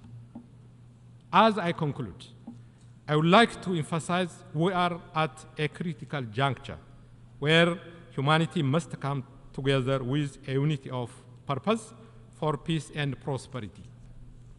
With full awareness that our time to serve is limited, each of us gathered here today should reflect on the legacy we wish to leave behind for future generations. I thank you. I thank you. I thank you, the Deputy Prime Minister, Minister for Foreign Affairs of Ethiopia. I now give the floor to His Excellency John Rousseau, Deputy Prime Minister, Minister for Immigration, Lands and Physical Planning of Papua New Guinea.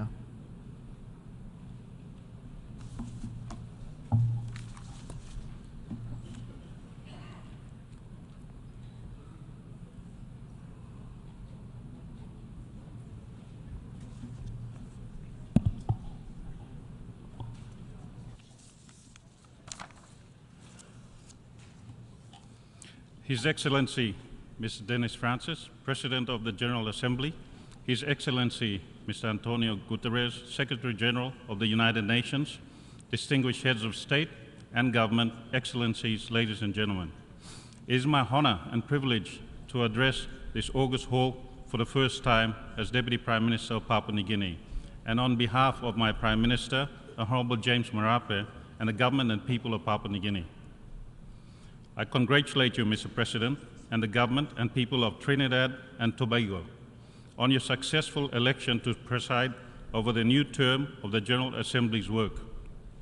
With your extensive diplomatic experience and unique perspective from a fellow small island developing state, your chosen theme on peace, prosperity, progress, and sustainability with multilateralism at its core resonates well with us.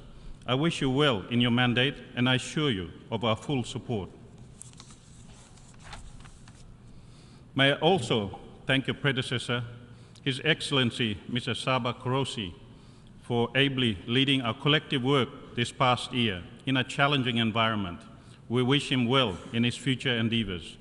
Let me also extend our appreciation to Mr. Secretary General for his strategic foresight, dynamic, and action-oriented leadership to shape a better, peaceful, prosperous, and shared future for humanity and the planet through the primacy of multilateral cooperation in this United Nations. Mr. President, today we meet with a global backdrop of development indices at national and international level, all pointing in the wrong direction, and the road ahead is not easy for all of us.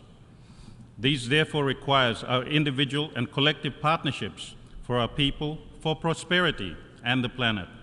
For Papua New Guinea, we continue to face a daunting situation to building back better from the COVID-19 pandemic aftermath. This is compounded by the worsening climate crisis, the socio-economic and supply chain adverse impacts of the unacceptable war waged against Ukraine, the financial and economic burdens arising from the existing unfair and archaic international financial system, and our own domestic challenges, including economic growth, debt sustainability, and providing our people's basic needs and social protection. We are, however, encouraged by the world coming together here to discuss and explore opportunities and solutions to surmount our shared development challenges. Fellow leaders, mere rhetoric, talkfest, and hollow-sounding promises are what we must avoid. But rather, let us use this opportunity to ensure that we put in place concrete, result-oriented, and workable ways and means that will help support effective, timely, and sustained delivery of the basic needs of our citizens and the development aspirations of our countries while protecting our environment. Mr. President, my government has decided to take a bold, decisive, and pragmatic leadership and ownership to address head-on our own development challenges in critical areas such as economic growth, health services, education, law and justice sector, and infrastructure, including information and communication technology for e-government, as well as how we deal with the external shocks to our country and our people.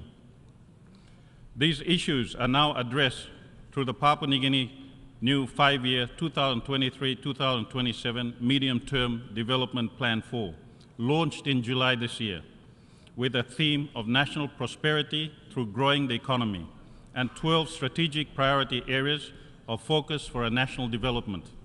It also clearly identifies the measures, including funding, needed to attain our development priorities and aspirations. Mr. President, we are embarking on growing our economy from the current $31 billion per year to $57 billion by 2030, and aim to create an additional 1 million jobs countrywide.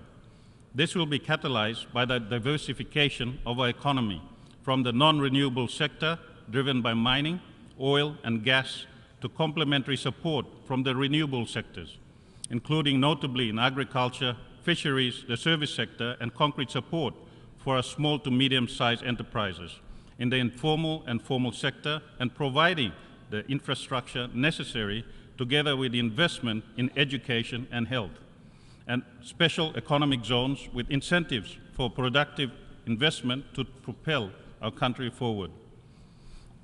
This National Development Plan, together with our overall long-term vision 2050 Strategic Development Roadmap, provides the cornerstone for the future we want. These will deliver for us on improving the quality of life for our people, the country's prosperity, peace and security, and better environmental protection and climate change, mitigation and adaptation, as well as enabling Papua New Guinea to become an upper middle income country by 2030 and to improve by 2050 our Human Development Index global rating. Our Medium-Term Development Plan 4 also integrates and reaffirms my country's strong commitment to accelerate and deliver on the 2030 Agenda for Sustainable Development, which at present remains a serious concern for us because of the global polycrisis impact domestically and our own national challenges. We are determined to ensure that our new development roadmap is a springboard for progressive implementation of the 2030 Agenda in a more comprehensive, focused, resourceful, and accountable way. Mr. President, Papua New Guinea has prioritized health as a core national development agenda, as spelled out in our new fourth Medium-Term Development Plan and the National Health Plan 2021 to 2030, supported by relevant policies.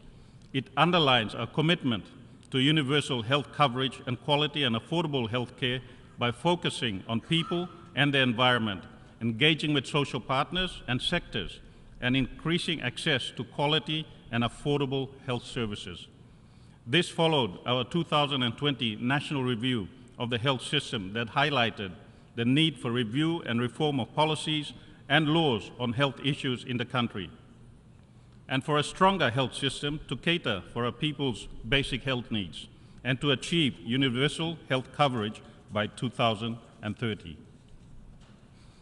It underscored the importance of multi-stakeholder approach to strengthening existing partnerships and building new ones, to mobilize resources, appropriate technologies, and financial support, including capacity building and training opportunities to deliver the health outcomes we need for our people and our country. The necessity to ensure effective governance and accountability in the health sector, including transparency and proper oversight in procurement procedures and processes and delivery mechanisms which are vital, including for eliminating overhead costs and malpractices in the health sector. For us, major health challenges remain in the prevention and control of communicable diseases and non-communicable diseases, and on reproductive, maternal, newborn, and child health. Tuberculosis also remains a serious concern in our country, and we continue to witness increasing lifestyle and cancer-related deaths in recent years. However, the health review and reforms and strategic privatization has made positive impacts, including in transforming our national health system and focus on training more medical staff, including doctors and nurses. But much more work remains to be done. We therefore welcome development partnership in the health sector, which is crucial for us given the limited health-related experts, institutional and systemic capacity and resources that continue to challenge the effective delivery of healthcare and services to our people, especially the rural majority. We look forward to harnessing the outcomes of the just concluded 3 health-related high-level meetings to support a recovery from the pandemic and to deliver on SDG 3 in the country. Mr. President, the importance of partnerships for national development, including on the SDGs, especially in a challenging global situation such as today, cannot be overstated. We therefore welcome genuine and durable partnerships from all stakeholders at all levels in supporting our development priorities and aspirations, including for the SDGs. In our view, however, development partnerships should be based on an equal footing rather than a donor-recipient lens that undervalues recipient countries' contributions. This will help build trust, confidence, and enhance effective development partnerships. For Papua New Guinea, strategic development partnership is recognized in Pillar 12 of our new medium-term development Plan 4. We call on all our development partners to ensure that their official development assistance to Papua New Guinea is aligned under this framework with our own national development agenda priorities that averts unnecessary parallel efforts and for cost-effective partnerships for mutually beneficial outcomes to be achieved. Let me also use this occasion to acknowledge and thank all our valued development partners for their constructive partnerships and support for my country's development efforts. We look forward to further strengthening the cooperative relations going forward. Mr. President, financing for development remains a serious challenge for us, as it is for many other developing countries, including from the pandemic aftermath. The growing divide between countries that can access affordable financing for development and those that cannot is a serious concern that must be addressed swiftly if we are genuine about leaving no one behind. We also note the outcomes of the high-level meeting on financing for development and the SDG summit held at leaders level earlier this week, and that strongly support the call by the United Nations Secretary General for a US $500 billion annual SDG stimulus to support developing countries. This is a most timely and relevant given the challenging development circumstances the world is currently facing. If realized, accessing such funding support to developing states should be at speed, scale, and be less onerous. Mr. President, for my country, we need around $26 billion in the next 5 years to grow our national economy to reach our development aspirations of $57 billion per year economy, to take us progressively into the future, including delivering on our SDG commitment. According to the international financial system and other pundits, Papua New Guinea is rated to be at a high debt risk given our debt to GDP ratio. We recognize this concern. However, we need to fund our development framework and its effective implementation to cater for our growing population demands. We are taking leadership and ownership of our domestic resource mobilization, including financing our development priorities through measures such as tax reforms and enhanced internal revenue collection, strengthening governance laws and policies to tide illicit financial flows, addressing systemic issues on foreign exchange, reviewing and revising our domestic laws and policies to ensure that our natural resources development in the extractive industry is on fair, just, and equitable terms, incentivizing public service partnership and supporting SMSEs in the formal and informal sectors.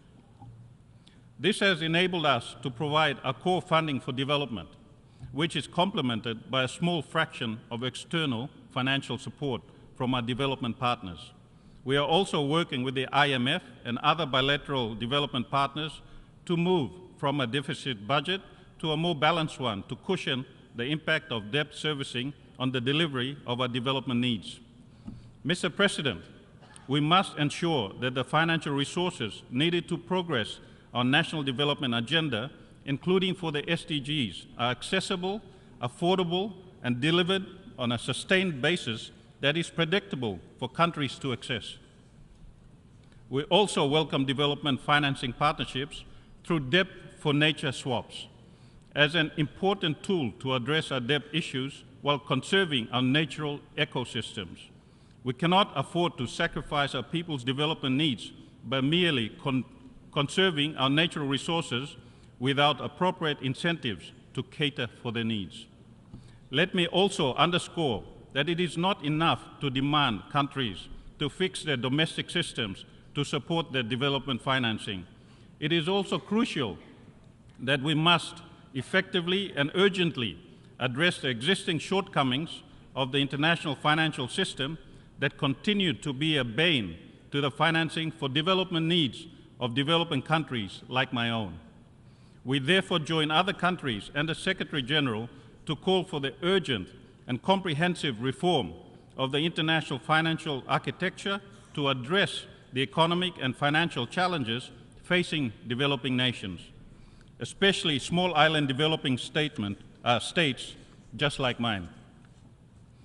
Mr. President, Papua New Guinea further calls on the international financial institutions and development partners to use the final report and recommendations of the high-level panel of the Multi-Dimensional Vulnerability Index as a tool to adequately account for the key factors of vulnerability, such as the adverse impacts of climate change and natural disasters, into their decision-making, rather than relying on the GDP, GNI per capita as the sole measure of a country's development.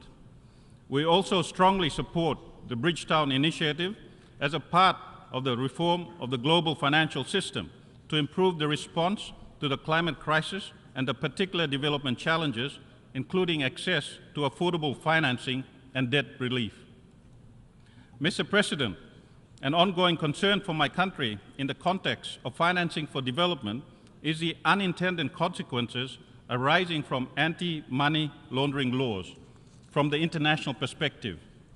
As a small economy that is primarily rural and cash-based, anti-money laundering laws impede development growth in my country. We need to ensure that the application of one-size-fits-all money laundering laws does not continue to be a hindrance to the economic growth and sustainable developments of small developing countries like ours. This, however, does not imply our derogation of duties in upholding the rule of law, but rather to ensure the financing we need for national development does not become a victim of these such laws. Mr. President, the ongoing extreme and increasingly tragic weather and slow onset events multiplied across the world, which Secretary General Guterres aptly called the era of global boiling has arrived, emphasizes to all of us the critical need to confront and address the climate crisis swiftly. From our highlands region to the coastal lowlands and offshore in our island communities, the ravages of the climate crisis, as seen in natural disasters, droughts, sea level rise, and food insecurity, and also the impact on our economy, continues unabated despite our negligible greenhouse gas emissions. This provided the backdrop to our own second National Climate Summit held last week in our capital with our development partners on what we must do nationally and with other stakeholders going forward. We applaud the United Nations Secretary General's strong and dedicated leadership on climate change, including for the Climate Ambition Summit held earlier this week. We also commend United Arab Emirates and Egypt as incoming and outgoing COP presidents, respectively, for the ministerial meeting on loss and damage, and look forward to further engage on it at COP28. Mr. President, for Papua New Guinea, like many of our fellow Pacific Island countries, let me reiterate our position that climate change is a key priority for us, as this remains the single greatest existential threat to the lives and livelihoods, security, and well-being of our people. The critical importance and urgency to limit global warming to 1.5 degrees through rapid, deep, and sustained reductions in greenhouse gas emissions cannot be overstated enough. This is critical to the survival of our smaller island nations in the Pacific. That is why Papua New Guinea strongly supported our Melanesian neighbor, Vanuatu's landmark General Assembly resolution, adopted last March on an advisory opinion from the International Court of Justice on climate change, and look forward to its outcome. As host to 7% of the world's biodiversity, Papua New Guinea has an important role, and our evolving national plans, policies, legislations, and partnerships on climate change underscores this strong commitment. This is reflected yet again in our new Medium-Term Development Plan 4, Strategic Priority Area 10 on climate change and natural environment protection. Mr. President, Papua New Guinea is indeed pleased to note that we have made much national progress on the climate change front, which we take pride in, given our efforts so far as implementing our targets under the nationally determined contributions. At the Climate Ambition Summit, Papua New Guinea announced our national commitments towards a 1.5 degrees global temperature goal and for climate justice. In brief, these included, inter alia, our milestone achievement in June 2022 of our 2050 net zero target, the completion and launching early in the year our 2022-2030 National Adaptation Plan on climate resilient agriculture, infrastructure and transport and health sector responsiveness to climate sensitive diseases, and the political commitments to use our marine and terrestrial natural resources to address climate change, including for just transition to renewable energy. Mr. President, we therefore call again on, firstly, high carbon emitting nations and developed country economies to do better, much, much more better. Secondly, developed countries must urgently deliver on their climate finance commitment of USD 100 billion per year and ensure that the distribution of these funds is equitable, accessible, and timely. Thirdly, for international financial institutions and development partners, including the Green Climate Fund, to ensure that countries like mine have timely access to climate finance for mitigation, adaptation, and loss and damage in order to accomplish just transition and ensure resilience against the effects of climate change. Fourthly, we welcome international support for investments in downstream processing of our natural resources to make the transformation we need to further support our enhanced climate ambition for the global temperature goal and for climate justice. At the Pacific regional level, Papua New Guinea urges the international community to contribute to the Pacific Resilience Facility, a regional financing facility set up to address disasters and climate change threats in our blue Pacific continent, and thank our development partners who have contributed to it. As a maritime nation, Papua New Guinea's commitment to protecting and sustainably using the ocean and seas and its resources remains steadfast. Our medium-term development plan for strategic priority areas 10 on climate change and natural environment protection underscores this point. Not only does the ocean serve as a vital source for carbon sink, but it is also our main source for economic benefits, revenue generation, and daily sustenance of food and income for our people and our communities. As an example, our water supply 18% of the global tuna catch and 15% of the global tuna trade. We therefore strongly support and welcome the milestone adoption in June this year of the new global treaty on the conservation and sustainable use of marine biological diversity of areas beyond natural jurisdiction. We are pleased to have contributed to ensuring important areas for us were accounted for in the treaty, such as high seas pockets, extended continental shelf, rights to fisheries and capacity building, and transfer of marine technology. Mr. President, the BBNJ Treaty also complements our own National Protected Areas Policy and National Oceans Policy, as well as our Pacific Regional 2050 Strategy for the Blue Pacific Continent. We thank Singapore for their strategic and able leadership as President of the process and commend also the international community rallying to support the BBNJ Treaty. Successfully after nearly 2 decades of intensive negotiations. We look forward to the treaty's early implementation. We are therefore encouraged and impressed by the high number of countries that signed the BBNJ Treaty 4 days ago at the UN Treaty event.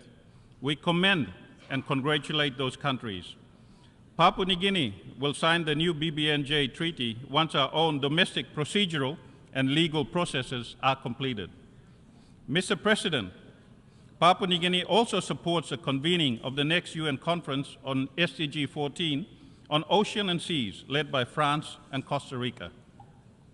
We are also supportive of the global efforts for a new binding global instrument on plastic pollution to further protect our marine ecosystem, and will do our part to see this to a successful conclusion and eventual implementation.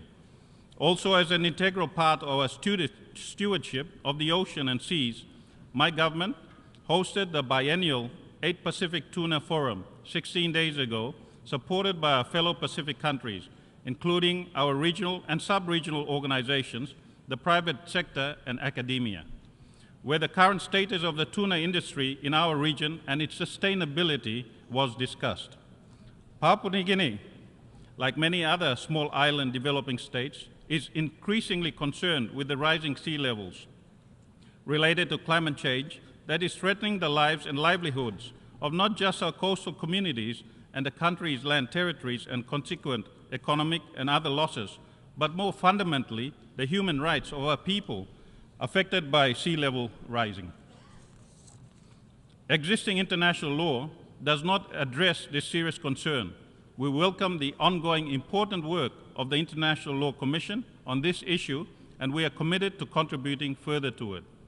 In view of this, Papua New Guinea, together with our fellow Pacific Island Forum members, are progressing efforts for another landmark forum leaders' declaration on statehood and protection of persons in the face of climate change-related sea level rise.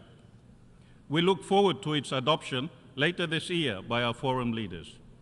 We call on our development partners to work closely with us in equal partnership in further strengthening the protection and sustainable use of the oceans and the seas.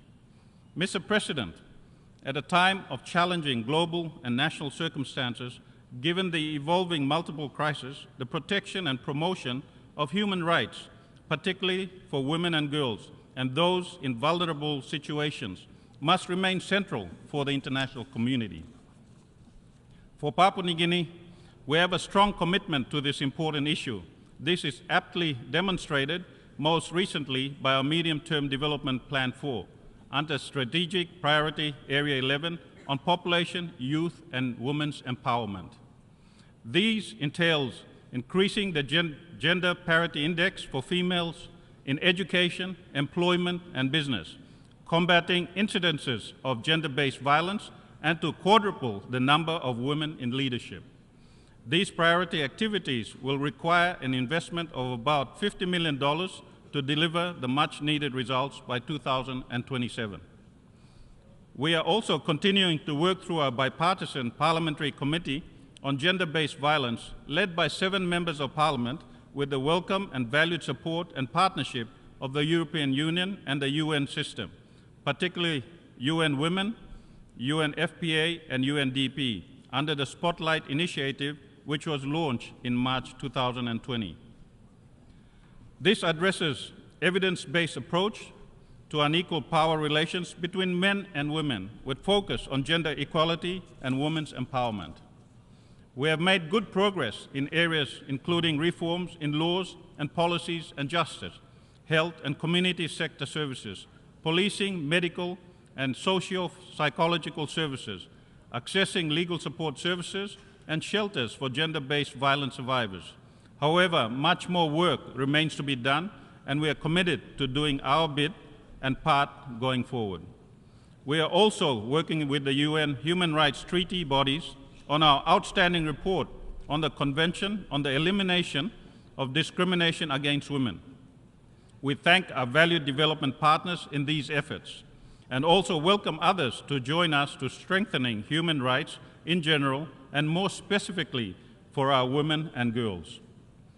Mr. President, the urgency and the need for a new agenda for peace, as called by the UN Secretary General in his Our Common Agenda, is timely, and its importance for the peace and security of the world cannot be overstated. Papua New Guinea strongly supports the Secretary General's call. This has given the sobering and increasingly worrisome disrespect for international law, including the UN Charter by certain states, the geopolitical tensions and divide, simmering and unresolved conflicts, associated human rights violations, escalating nuclear weapons threats, and mistrust between and within countries. Without peace and security, our development aspirations under the 2030 Agenda and our respective development frameworks will be that much more difficult to achieve. This is a recipe for catastrophic outcomes that none of us would want. Mr. President, never again must we repeat the horrors of the two world wars. We are seriously concerned about moves by certain countries for the use of nuclear weapons. Such threats are unacceptable and therefore condemned in the strongest possible terms. It is incumbent on all of us to rally together in peaceful dialogue as common humanity under the banner of the United Nations to responsibly address all these issues.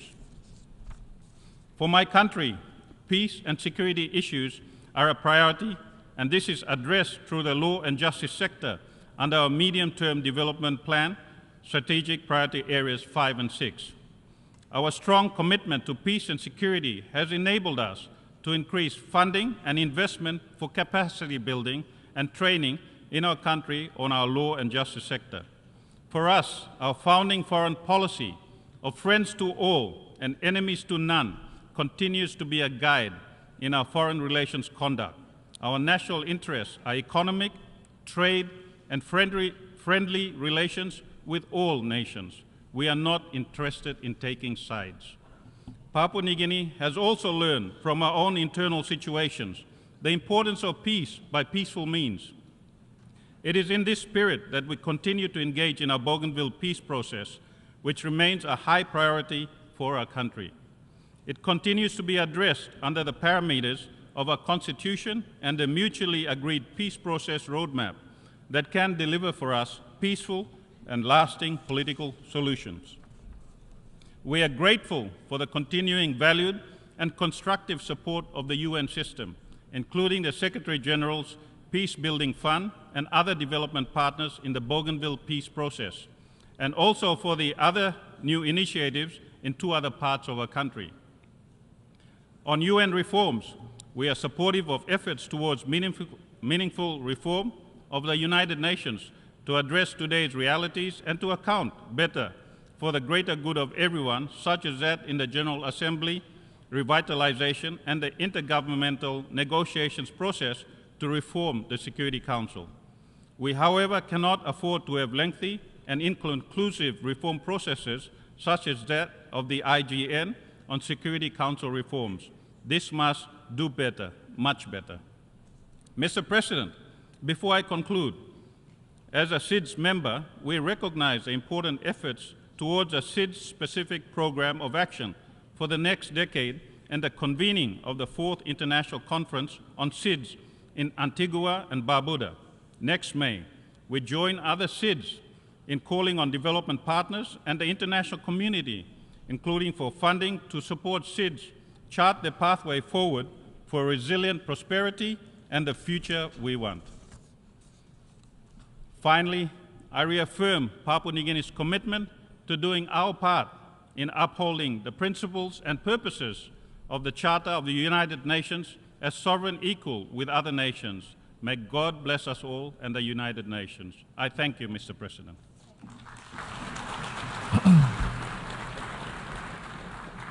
I thank you, the Deputy Prime Minister, Minister for Immigration, Lands and Physical Planning of Papua New Guinea. I now give the floor to His Excellency Jahun Bayramov, Minister for Foreign Affairs of Azerbaijan.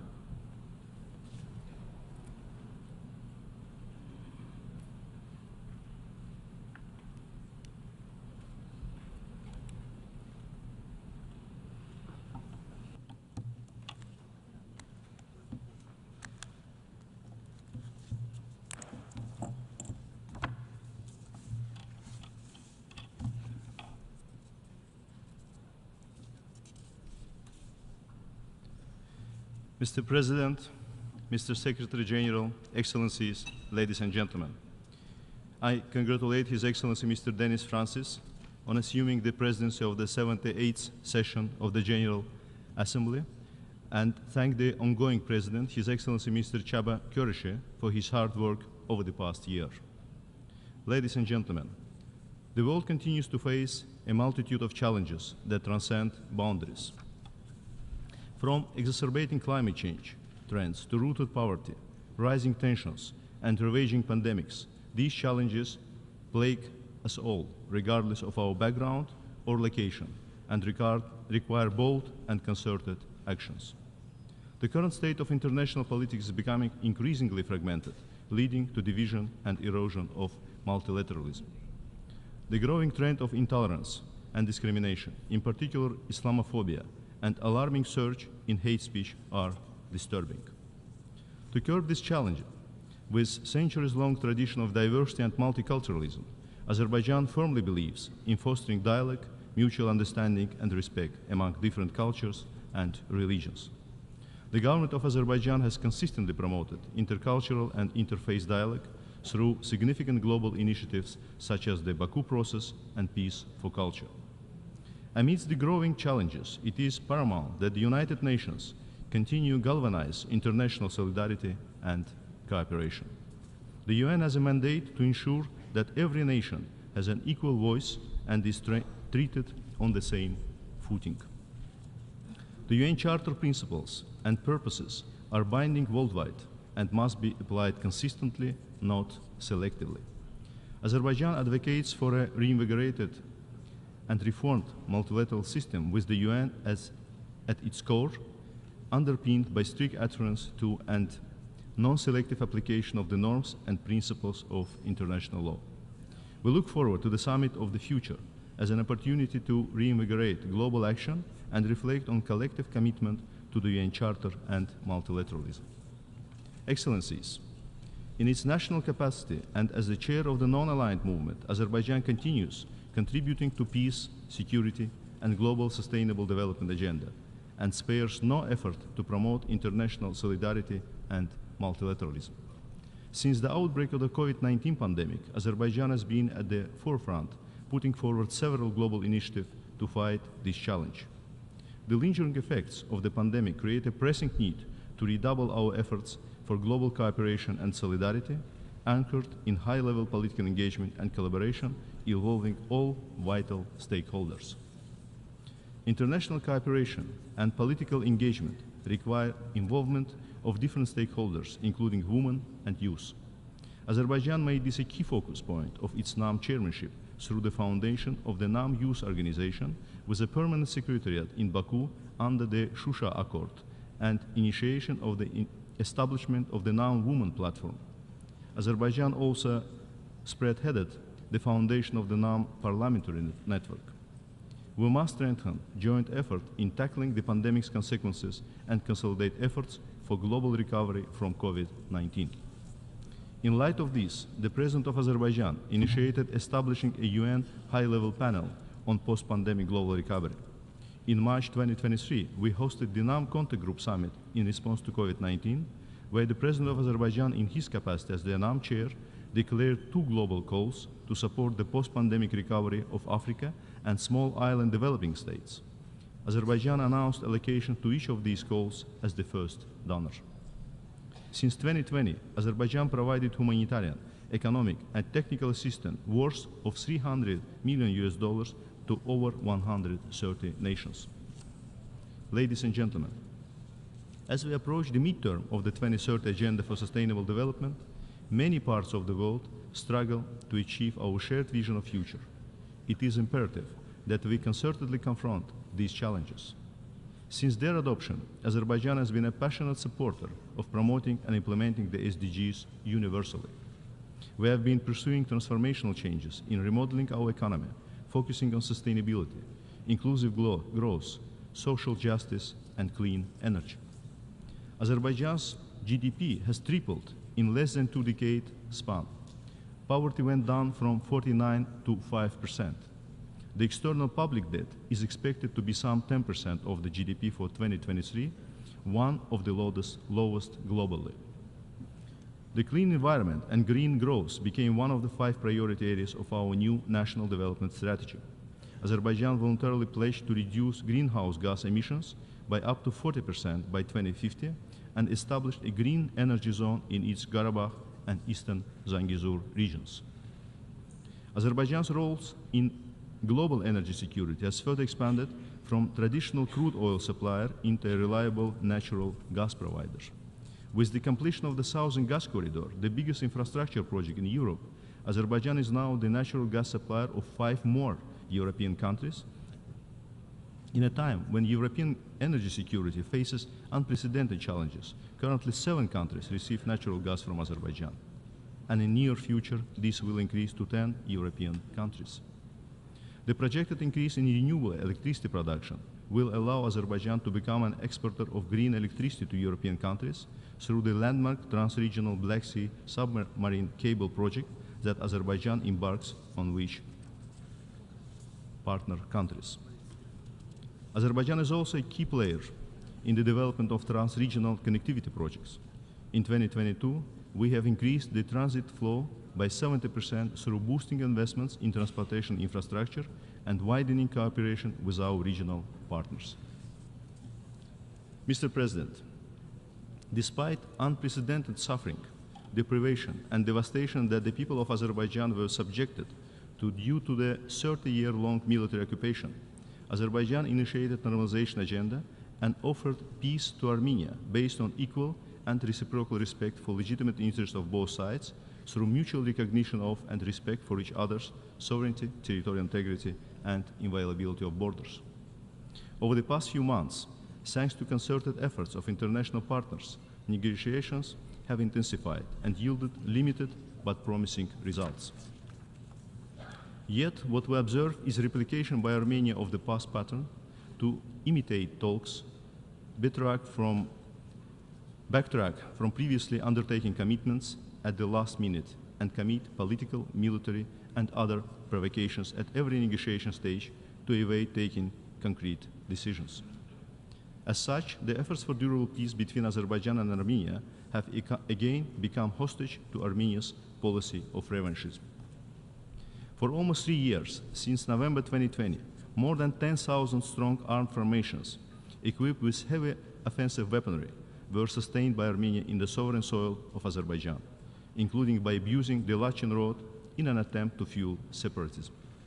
In this period, while being engaged in negotiations, we have been consistently drawing the attention of all international actors involved into the normalization process and the wider international community to the serious threat stemming from the non-fulfillment of Armenia's commitment and urging for peaceful solution. While our legitimate and fact-based concerns were acknowledged behind the closed doors, it failed to be translated into real steps and targeted public messages to persuade Armenia to honor its commitments. Consequently, Armenia felt emboldened and once again fell into the illusion that it would be better off by opting for status quo based on illegal military presence and line of contact logic in the sovereign territory of Azerbaijan. Armenia further embarked on igniting tension through a global campaign of manipulation and disinformation, targeting the sovereignty and territorial integrity of Azerbaijan and blatantly interfering with internal affairs. For months now, Armenia mobilized all available resources for a manipulation campaign based on fabricated allegations of blockade, humanitarian crisis, or ethnic cleansing. For this purpose, Armenia recklessly politicized and essentially abstracted the delivery of goods to the Karabakh region of Azerbaijan for its agenda of separatism and blocked consistent efforts of several international actors to find legitimate and practical solutions through dialogue. On September 18, simultaneous delivery of humanitarian goods through Agdam and Lachin, which was offered by Azerbaijan months ago and positively received by all involved international actors, was finally conducted by the ICRC, as Armenia had to withdraw its weeks-long obstructions. Azerbaijan, like wider international community, welcomed this development, hoping that it would finally lead to the escalation on the ground and pave the way for restoring the focusing on pressing issues pertinent to interstate normalization. Yet Armenia failed to meet these expectations for yet another time and resorted to military provocation in an attempt to continue its blame game against Azerbaijan. Thus, one day later, mine planting by Armenian sabotage group led to tragic deaths of 6 Azerbaijani citizens, 2 civilians and 4 police officers in 2 separate mine explosions. Other 6 police officers were seriously injured. In response, Azerbaijan launched local counter-terror measures to neutralize illegal armed formations, to preserve its sovereignty and territorial integrity, and to protect the safety and security of its residents. These measures were limited and proportionate, exclusively aimed at neutralizing legitimate military targets by using high-precision ammunition in full compliance with norms of humanitarian law. All measures were taken to avoid collateral damage. In less than 24 hours, the horrific scale of illegal militarization of territories of Azerbaijan became clear, with neutralization of more than 90 military outposts, 20 combat vehicles, 40 artillery pieces, 30 mortars, 6 electromagnetic warfare systems, and 2 anti-aircraft missile systems. More evidence is being collected now as disarmament continues on the ground. No sovereign state would tolerate illegal military presence on its soil, nor did Azerbaijan. The counter-terror measures taken by Azerbaijan achieved the set goals. Armenia and its subordinate illegal regime were forced to agree to disarm, disband all illegal structures, and withdraw from Azerbaijan. The reason why it did not happen peacefully lies in brazen disregard by Armenia and lack of adequate action by involved third-party facilitators. Excellencies, as counter-terror measures halted, Azerbaijan has now embarked on practical implementation of disarmament, demobilization, and reintegration efforts on the ground. The long overdue meeting of the Special Representative of the Government of Azerbaijan with representative of Armenian residents finally took place on September 21 in the city of Yevlakh. The dialogue will continue as a format to directly discuss the plans of the government for integration, as well as to address the issues related to restoration and operation of infrastructures and the delivery of humanitarian goods for public services. The central government institutions have expeditiously started to implement necessary humanitarian support measures. All efforts have now been mobilized to address the immediate needs of the local civilians. On this point, I wish to reiterate that Azerbaijan is determined to reintegrate ethnic Armenian residents of the Karabakh region of Azerbaijan as equal citizens.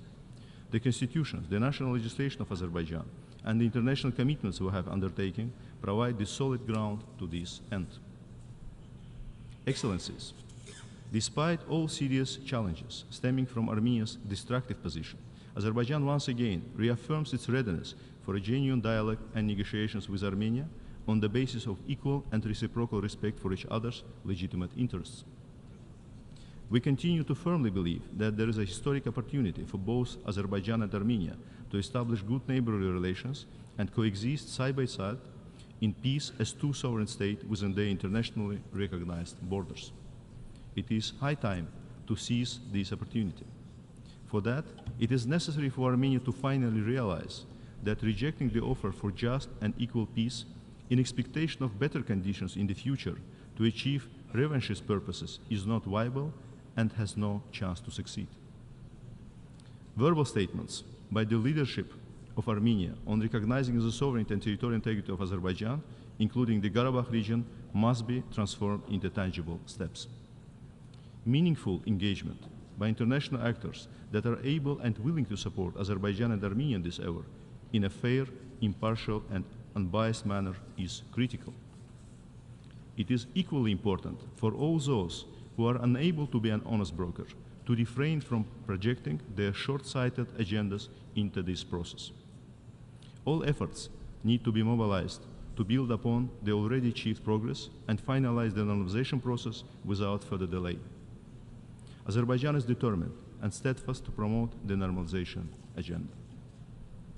Mr. President, along with the interstate process of normalization with Armenia, Azerbaijan launched large-scale rehabilitation and reconstruction efforts to eliminate the harsh consequences of the 30-year-long military occupation of our territories. These activities aim at ensuring the right of hundreds of thousands of Azerbaijanis to eventually exercise their violated right to safe and dignified return. Thanks to the tireless efforts taken by the government, life now returns to the territories that have experienced unprecedented vandalism in 30 years of Armenia's military occupation. The first groups of displaced families have already returned to their places of origin. Regretfully, the massive contamination of territories of Azerbaijan with landmines and other explosive devices remains a significant obstacle to smooth progress of rehabilitation and reconstruction. This contamination is posing a threat to those returning home after being displaced for 3 decades. The refusal of Armenia to share all maps of mined areas and the continued planting of landmines, installation of booby traps and other explosives, even after the declaration of cessation of all military activities, further aggravates the situation and increases the human toll.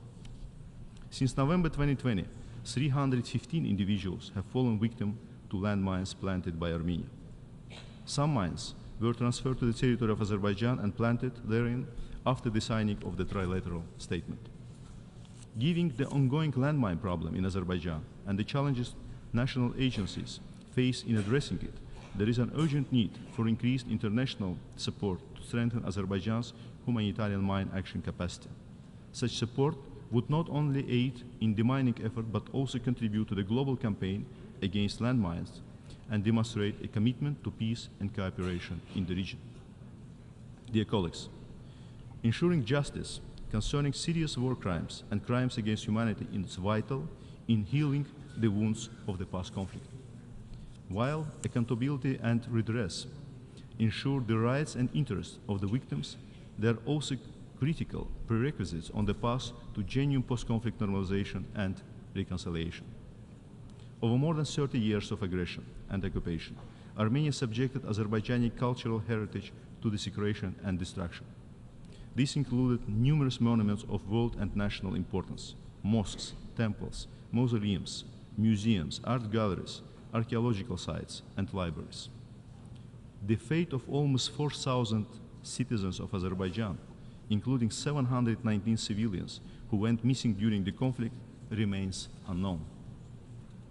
Although several mass graves were discovered in the liberated territories, shedding light on the willful killing of Azerbaijani civilians and other persons protected under international humanitarian law, Armenia refuses to clarify the whereabouts of missing persons.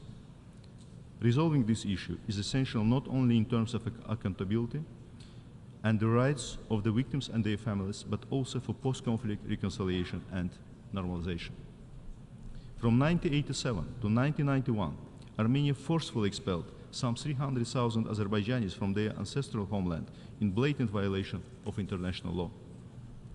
All Azerbaijani settlements and toponyms in Armenia were renamed, and our historical and cultural heritage deliberately was vandalized and destroyed. Despite repeated calls by the Western Azerbaijani community to launch a dialogue and ensure a safe and dignified return to the homeland, the government of Armenia denies them exercising the fundamental right of return enshrined in the Universal Declaration of Human Rights, the International Covenant on Civil and Political Rights, the Convention relating to the status of refugees, and other important international acts. While remaining committed to its international obligations and open to constructive dialogue, Azerbaijan will not tolerate violations of international law and will continue taking appropriate steps at international level. In particular, Azerbaijan's initiation of judicial proceedings to hold Armenia accountable for grave violations of international human rights law and to bring to justice those responsible for crimes is a significant step towards achieving accountability. Azerbaijan is fully committed to the objective of a peaceful, secure, stable, and prosperous South Caucasus. We will continue the efforts towards advancing post-conflict peace-building, reintegration, and peaceful coexistence, while, as a responsible actor, sparing no effort in all relevant domains, be it post-COVID recovery, global development agenda, or energy security. The challenges we face today require a new commitment to international cooperation and solidarity. It is only through joint efforts that we can overcome present and future complex challenges to build a brighter future for ourselves and coming generations. I thank you, Mr. President.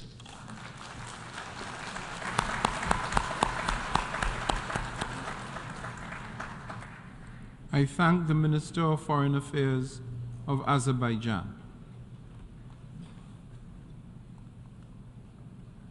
I now give the floor to His Excellency Sergei Lavrov, Minister of Foreign Affairs of the Russian Federation.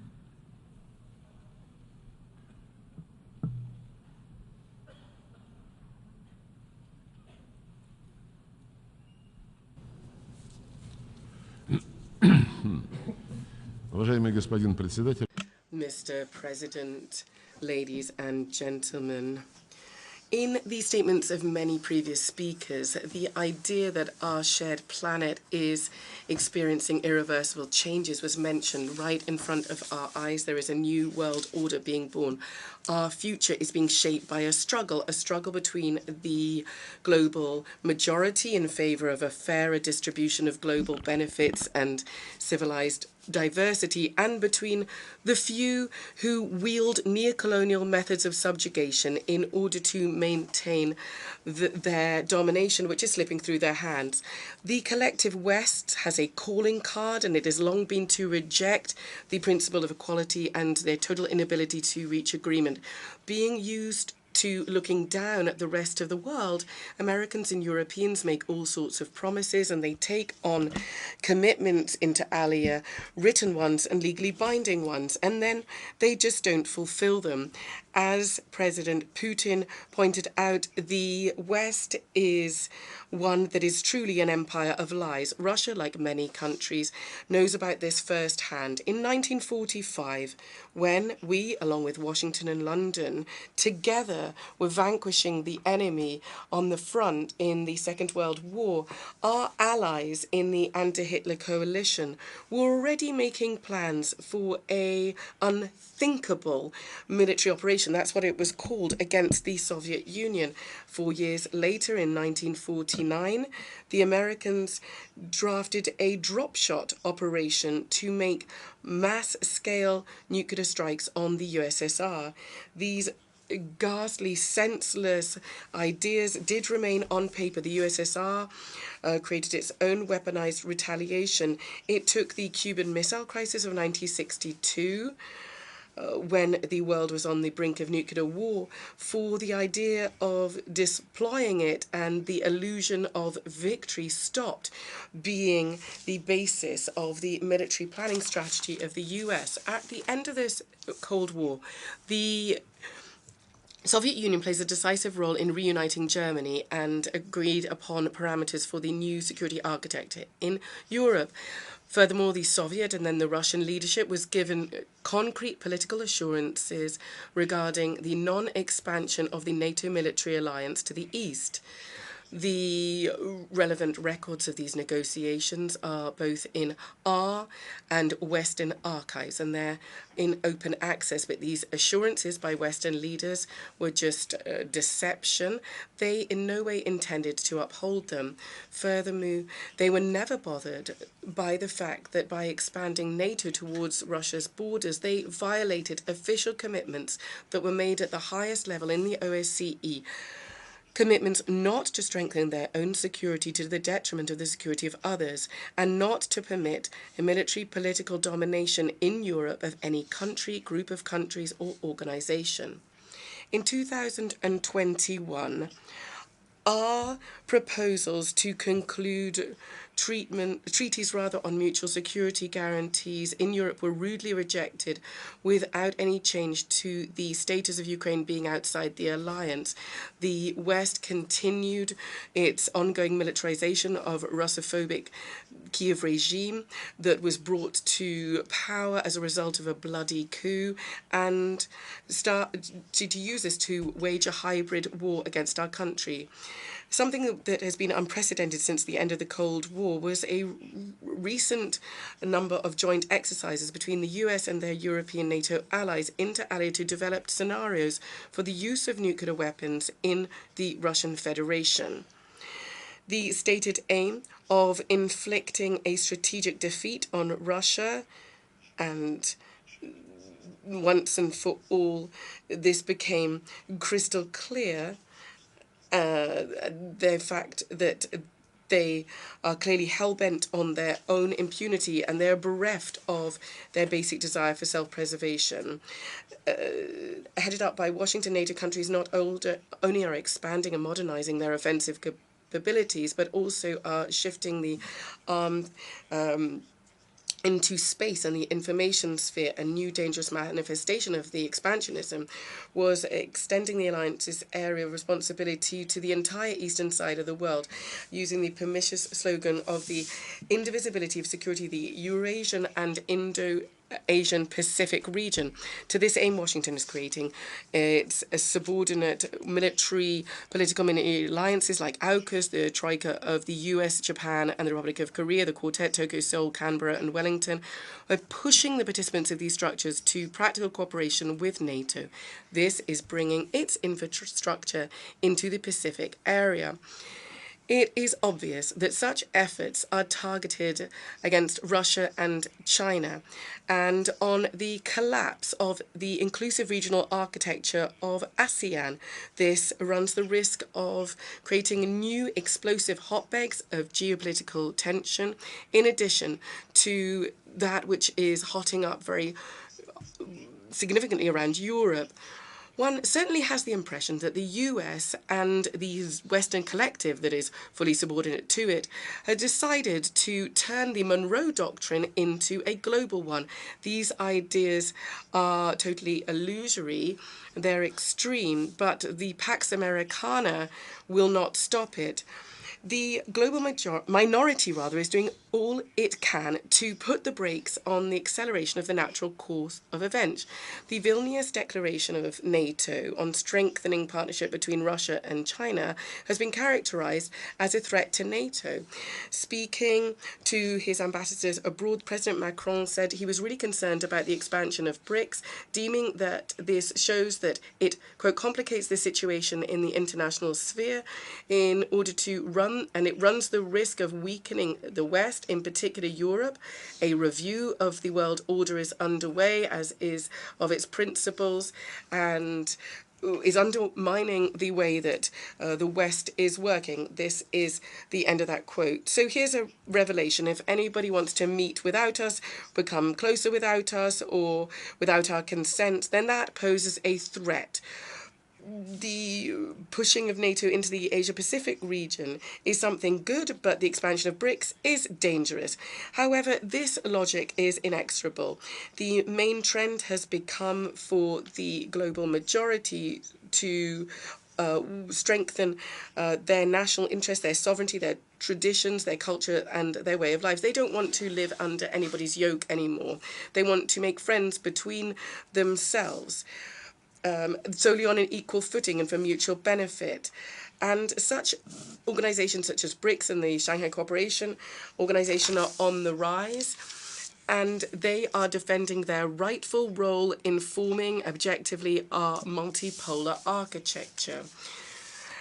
Perhaps for the first time since 1945, when the UN was established, there is now a chance for genuine democratization of global affairs.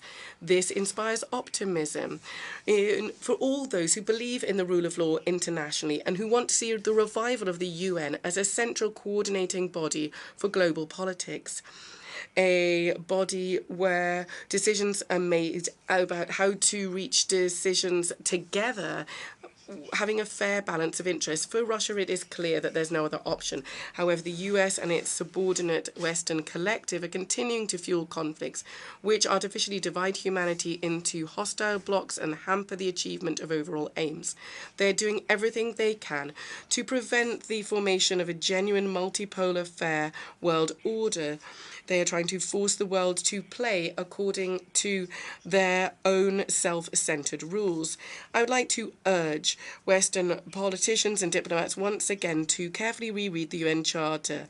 The cornerstone of the world order, established at the end of the Second World War, is the democratic principle of the sovereign equality of states, large and small, irrespective of their form of government, of their domestic, political, and socio-economic structures. However, the West still believes that it is superior to everybody else. In light of what was said, the pernicious statement by the EU head of diplomacy, Mr. Borrell, namely that Europe is a blossoming garden and the rest is a jungle. He's not bothered by the fact that in the garden there's rampant Islamophobia and other forms of intolerance to traditional values of all world religions, burnings of the Quran, discrimination of the Torah, persecutions of Orthodox clergy, and disdain for the feelings of believers are very commonplace in Europe. A gross violation of the principle of sovereign equality is the use by the West of unilateral coercive measures. Countries which are victims of these illegal sanctions, and there are an increasing number of them, are well aware that restrictions harm first and foremost the most vulnerable strata of society. They provoke crises in the food and energy markets. We continue to insist on a swift and full cessation of the US's unprecedented, inhumane trade and economic financial blockade of Cuba, and for a lifting of the absurd decision to declare Cuba a state sponsor of terrorism. Washington must, without any preconditions, abandon its policy of economic suffocation of Venezuela. We call for the lifting of unilateral sanctions by the US and the EU against Syria that openly undermine its right to development. Any measures that circumvent the UN and that are coercive measures must be ended, as must the West's weaponized practice of manipulating the Security Council sanctioned policies to exert pressure on those they don't like. Something which clearly demonstrates the West's self-centeredness in their attempts to Ukrainize the international agenda by pushing onto the back burner a number of unregulated or unsettled, unresolved regional conflicts or crises, that many have been in place for decades now. The need in the Middle East really depend on solving the protracted Palestinian-Israeli conflict based on the UN resolutions and the Arab Peace Initiative. The Palestinians, for more than 70 years now, have been awaiting their solemnly made promise to them of having their own state. However, the fact that the Americans are monopolizing the mediation process means that they're doing everything they can not to allow this. We call for a pooling of efforts of all responsible countries to create conditions to resume direct Palestinian-Israeli negotiations. We are pleased that the League of Arab States has got its second wind. It's stepping up its role in the region. We welcome the return of Syria to the Arab family, and we welcome the start of the normalization process between Damascus and Ankara, which we are shoring up with our Iranian colleagues. All these positive signs are backed up by the Astana format, which foster the Syrian settlement. We do hope that with the assistance of the UN, the Libyans can prepare for general elections in their long-suffering country that for more than 10 years has not got back on its feet after the NATO aggression that destroyed their state and opened the floodgates for the spread of terrorism to the Sahel region and waves of millions of illegal migrants to Europe and other areas of the world. The analysts have said, as soon as Muammar Gaddafi abandoned his military nuclear program, he was destroyed. Thus, the West has created astonishing risk for the entire nuclear non-proliferation regime. We're concerned by Washington and its Asian allies whipping up hysteria on the Korean Peninsula, where the strategic capabilities of the US are building up. The Russia-Chinese initiative to deem humanitarian and political challenges as a priority have been rejected. There's been a tragic development of the situation in Sudan. It's nothing other than the impact of the failed Western experiment to export its liberal and democratic dogma to the country. We support the constructive initiatives to speed up regulation or rather settlement of the domestic Sudanese conflict by providing assistance to have direct dialogue between the warring parties. When we see the nervous relation of the West to recent events in Africa, in particular Niger and Gabon, one cannot fail to recall how Washington and Brussels responded to the bloody coup in Ukraine in February in 2014. A day after agreement was reached on settling under EU guarantees the issues, but unfortunately the opposition just trampled on this. The US and its allies supported the coup, hailing it as a demonstration of democracy.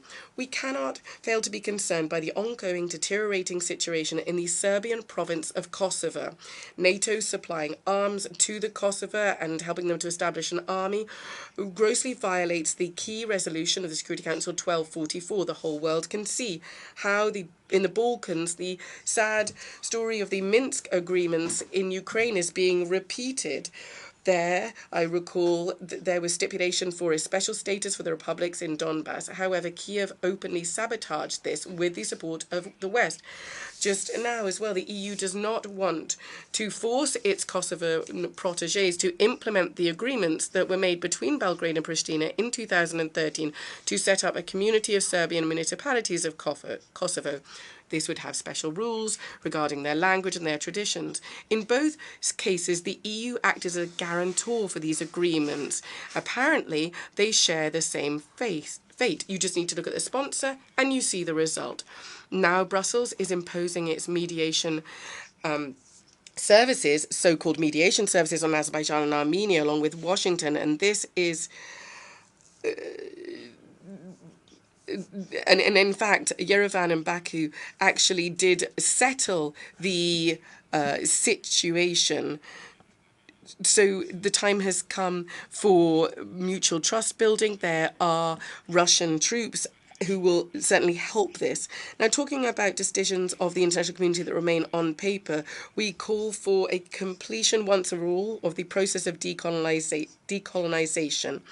This is in line with GA resolutions, and we want an end to all colonial and neo-colonial practices. A vivid illustration of the rules according to which the West wants us all to live is the fate of the commitments that were made in 2009 to provide developing countries with $100 billion annually to finance climate mitigation programs. If you compare that fate with the unkept promises, and its unkept promises, with the sums that the US, NATO and the EU has spent on supporting the racist regime in Kiev, according to reports $170 billion since February 2022, you'll understand what the enlightened West really thinks.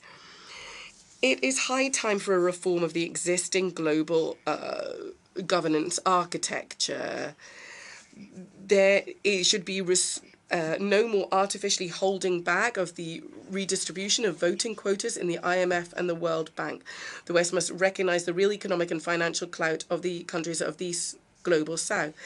It's important also to unblock the work of the WTA disputes body. There's an increasing need to expand the composition of the Security Council solely through eradicating underrepresentation in the composition from the global majority, so countries from Asia, Africa, and Latin America. It's important that the new members of the Security Council, both permanent and non-permanent, are able to use their authority in their own regions as well, and in global organizations such as the Non-Aligned Movement, the G77, and the OIC. It is high time to look at fairer ways of making up the UN Secretariat. One criteria that's been in place for many years, or rather all the criteria that have been in place for many years, do not reflect the actual clout of states in global affairs and artificially ensure excessive dominance of citizens of NATO and EU countries. This disproportionate situation is made even worse by the system of permanent contracts, which links people to positions in host countries of headquarters of international organizations, the overwhelming majority of which are in the capitals that promote Western policies.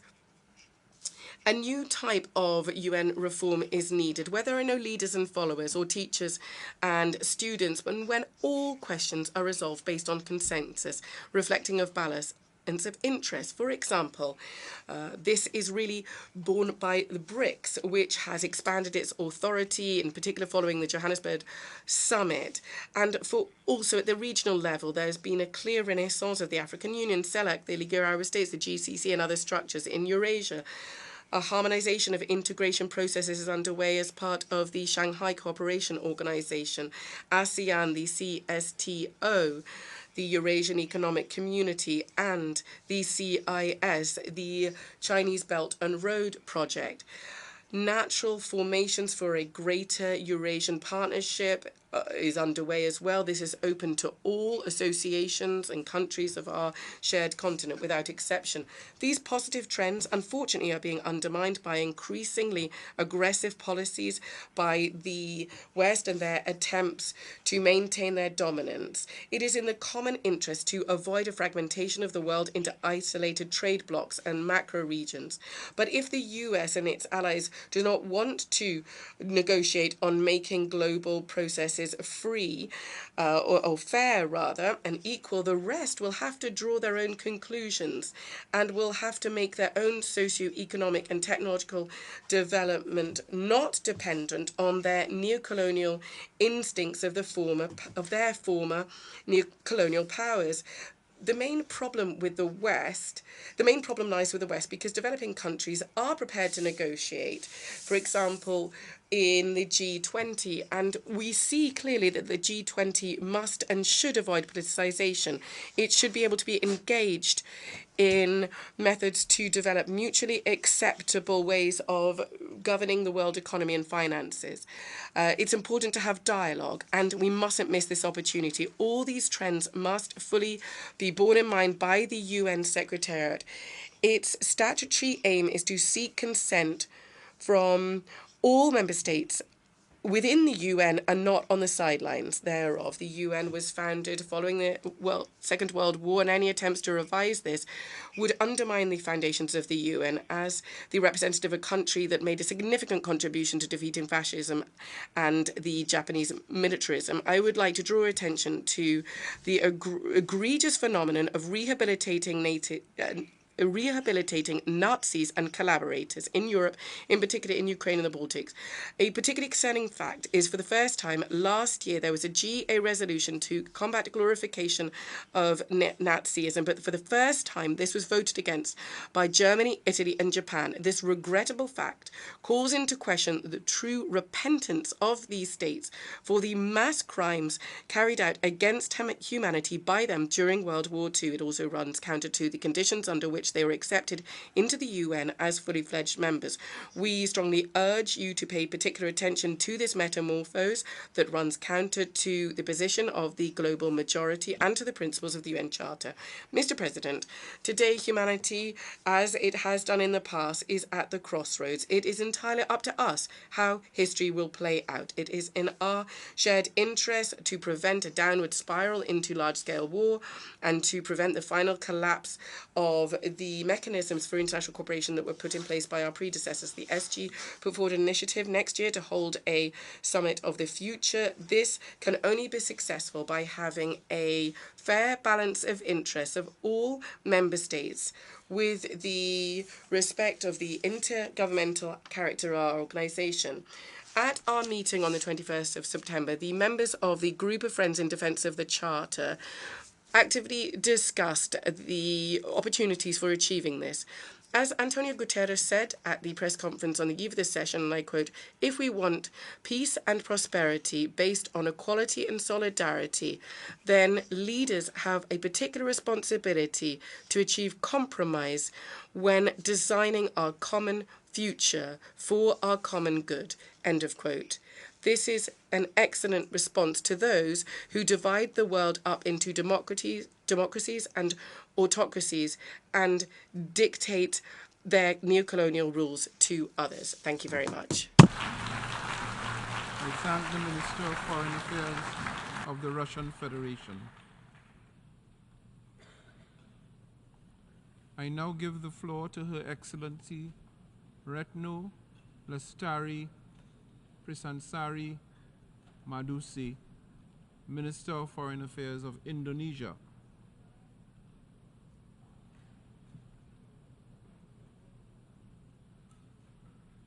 You'll have amended the text.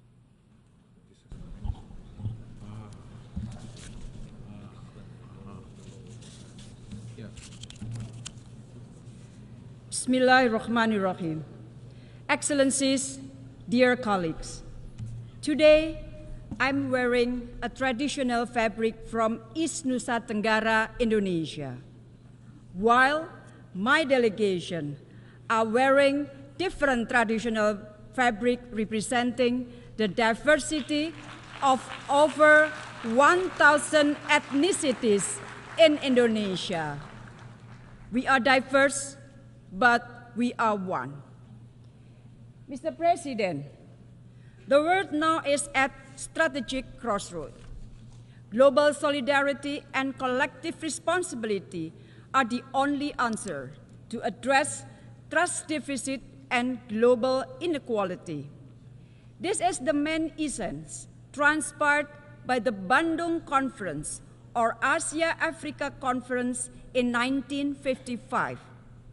Through the 10 principles of Bandung, we call for respect toward human rights and the UN Charter, sovereignty and territorial integrity, equality of all races and all nations, peaceful settlement of dispute, and promotion of mutual interest and cooperation.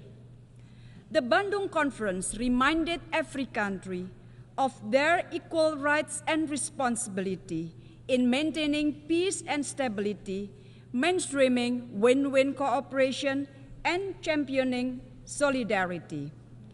Indonesia bring along the Bandung spirit when we presided the G20 last year, chairmanship of ASEAN this year, during President Jokowi's visit to Africa last month, and we will bring this spirit everywhere we go, including to this UNGA. The Bandung spirit enables Indonesia to listen and become part of solution. For Indonesia, global leadership should not only be about power or about the influence to dictate others. Instead, global leadership should be about listening to others, building bridges, respecting international law consistently, and put all nations equally. Mr. President, Excellencies, rebuilding trust and reigniting global solidarity is the theme for this year's UNGA. This theme is timely and on point. We are again at a strategic crossroad as in 1955. Trust deficit reappears, lack of solidarity resurfaces. This situation has hampered the attainment of SDGs, especially for countries in the global south. The question is, do we really have the commitment to rebuild trust, to reignite global solidarity, to attain the SDGs target together? Will our presence today at the UNGA really bring commitment and show readiness toward a global unity and collective responsibility? Standing before this esteemed assembly of the UN, we said a lot of good words and promises. Let us now be honest with ourselves. Do we do what we said we would do? If all of us are committed to do what we said and say what we do, I'm sure the current world situation will not be like what we see right now, where trust deficit is running deep, where differences are soaring high and sharp, where wars and conflict are tearing us apart. The problem is that we do differently than what we said. We say differently about what we did. We do not walk the talk. Mr. President, Excellencies, against this backdrop, I would like to share some thought on how we can rebuild trust and reignite global solidarity in line with what we envision through the Bandung spirit. First, forging collective global leadership. The fate of the world cannot be defined by the mighty few. A peaceful, stable, and prosperous world is a collective right and responsibility of all countries, big and small, north and south, developed and developing. We all must do our part and work together toward this common goal. And this can only be achieved if all of us adhere to the same rules of the game. We must uphold respect for international law, particularly fundamental principle of sovereignty and territorial integrity. This will ensure that disputes will be settled on the negotiating table rather than at the battlefield. A collective responsibility is also needed to the people of Palestine and Afghanistan. For far too long, we have allowed our Palestinian brothers and sisters to suffer. Indonesia will not back an inch in our support for Palestinian statehood. In Afghanistan, Indonesia will do its utmost to help the Afghan people and ensure the rights of women and girls are respected, including their right to education. Second, advocating development for all. Colleagues, every country has the same right to develop and grow, but the global architecture of today only benefits the selected few. Trade discrimination against developing countries continues to happen. Global supply chain is being monopolized by certain countries. Many developing countries may not meet the SDGs by 2030. They also struggle with foreign debt and development financing. All of this would contribute to eroding trust and solidarity. Therefore, it is time for us to make a real change. Industrial downstreaming must not be an exclusive call of developing countries. Developed countries should also support this call to build a stronger future together. The same ideals are applicable in our fight against climate change and sea level rise, as well as safeguarding biodiversity. Indonesia has led by example by fulfilling its international obligation, including being among early signatories of the BBNG agreement. But developing countries cannot do this by themselves. We need developed countries also to fulfill their responsibility, including on climate financing, green investment, and transfer of technology. Technology and innovation should not be exclusive for the selected few. Access to safe and secure digital technology for developing countries, including AI, is crucial for future sustainable growth. This is time to practice what we have preached. Third, reinforcing regional cooperation. Colleagues, regional institutions should be net contributors and building blocks for global peace and prosperity. As the ASEAN chair this year, Indonesia had to navigate ASEAN through such geopolitical dynamics in the region. ASEAN has already managed to do this for the last 5 decades. We send a clear message that we will not let our region to be a pawn of rivalries. Instead, Southeast Asia must be an epicentrum of growth where all countries can benefit meaningfully.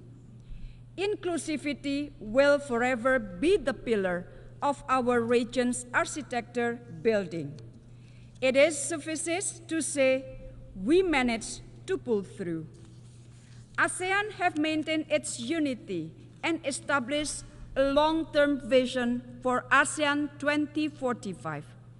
ASEAN have reinforced its centrality in strengthening regional resilience and preparing for economy of the future. ASEAN have initiated closer partnership with the Pacific Island Forum and the Indian Ocean Rim Association for a stable and peaceful Indo-Pacific. We translated the ASEAN outlook on the Indo-Pacific into concrete and inclusive cooperation. On Myanmar, implementation of the 5 points of consensus remains the main reference. ASEAN continues to urge the military junta to implement it. ASEAN will spare no effort to ensure the people of Myanmar are not left alone. Mr. President, before I conclude, I wish to underline a point on the reform of our multilateral system. Many proposals have been produced throughout the years, but we are still far from getting anywhere. The best time for action may have already passed, but the second best time is now. Let us translate our commitment into action. The 2024 Summit of the Future cannot fail. Trust and solidarity must be part of this effort. Our people and the world await, and we must deliver. I thank you very much.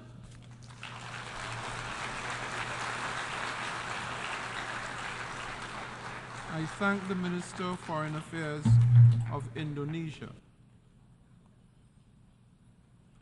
I now give the floor to Her Excellency Alicia Bárcena Ibarra, Minister of Foreign Affairs of Mexico.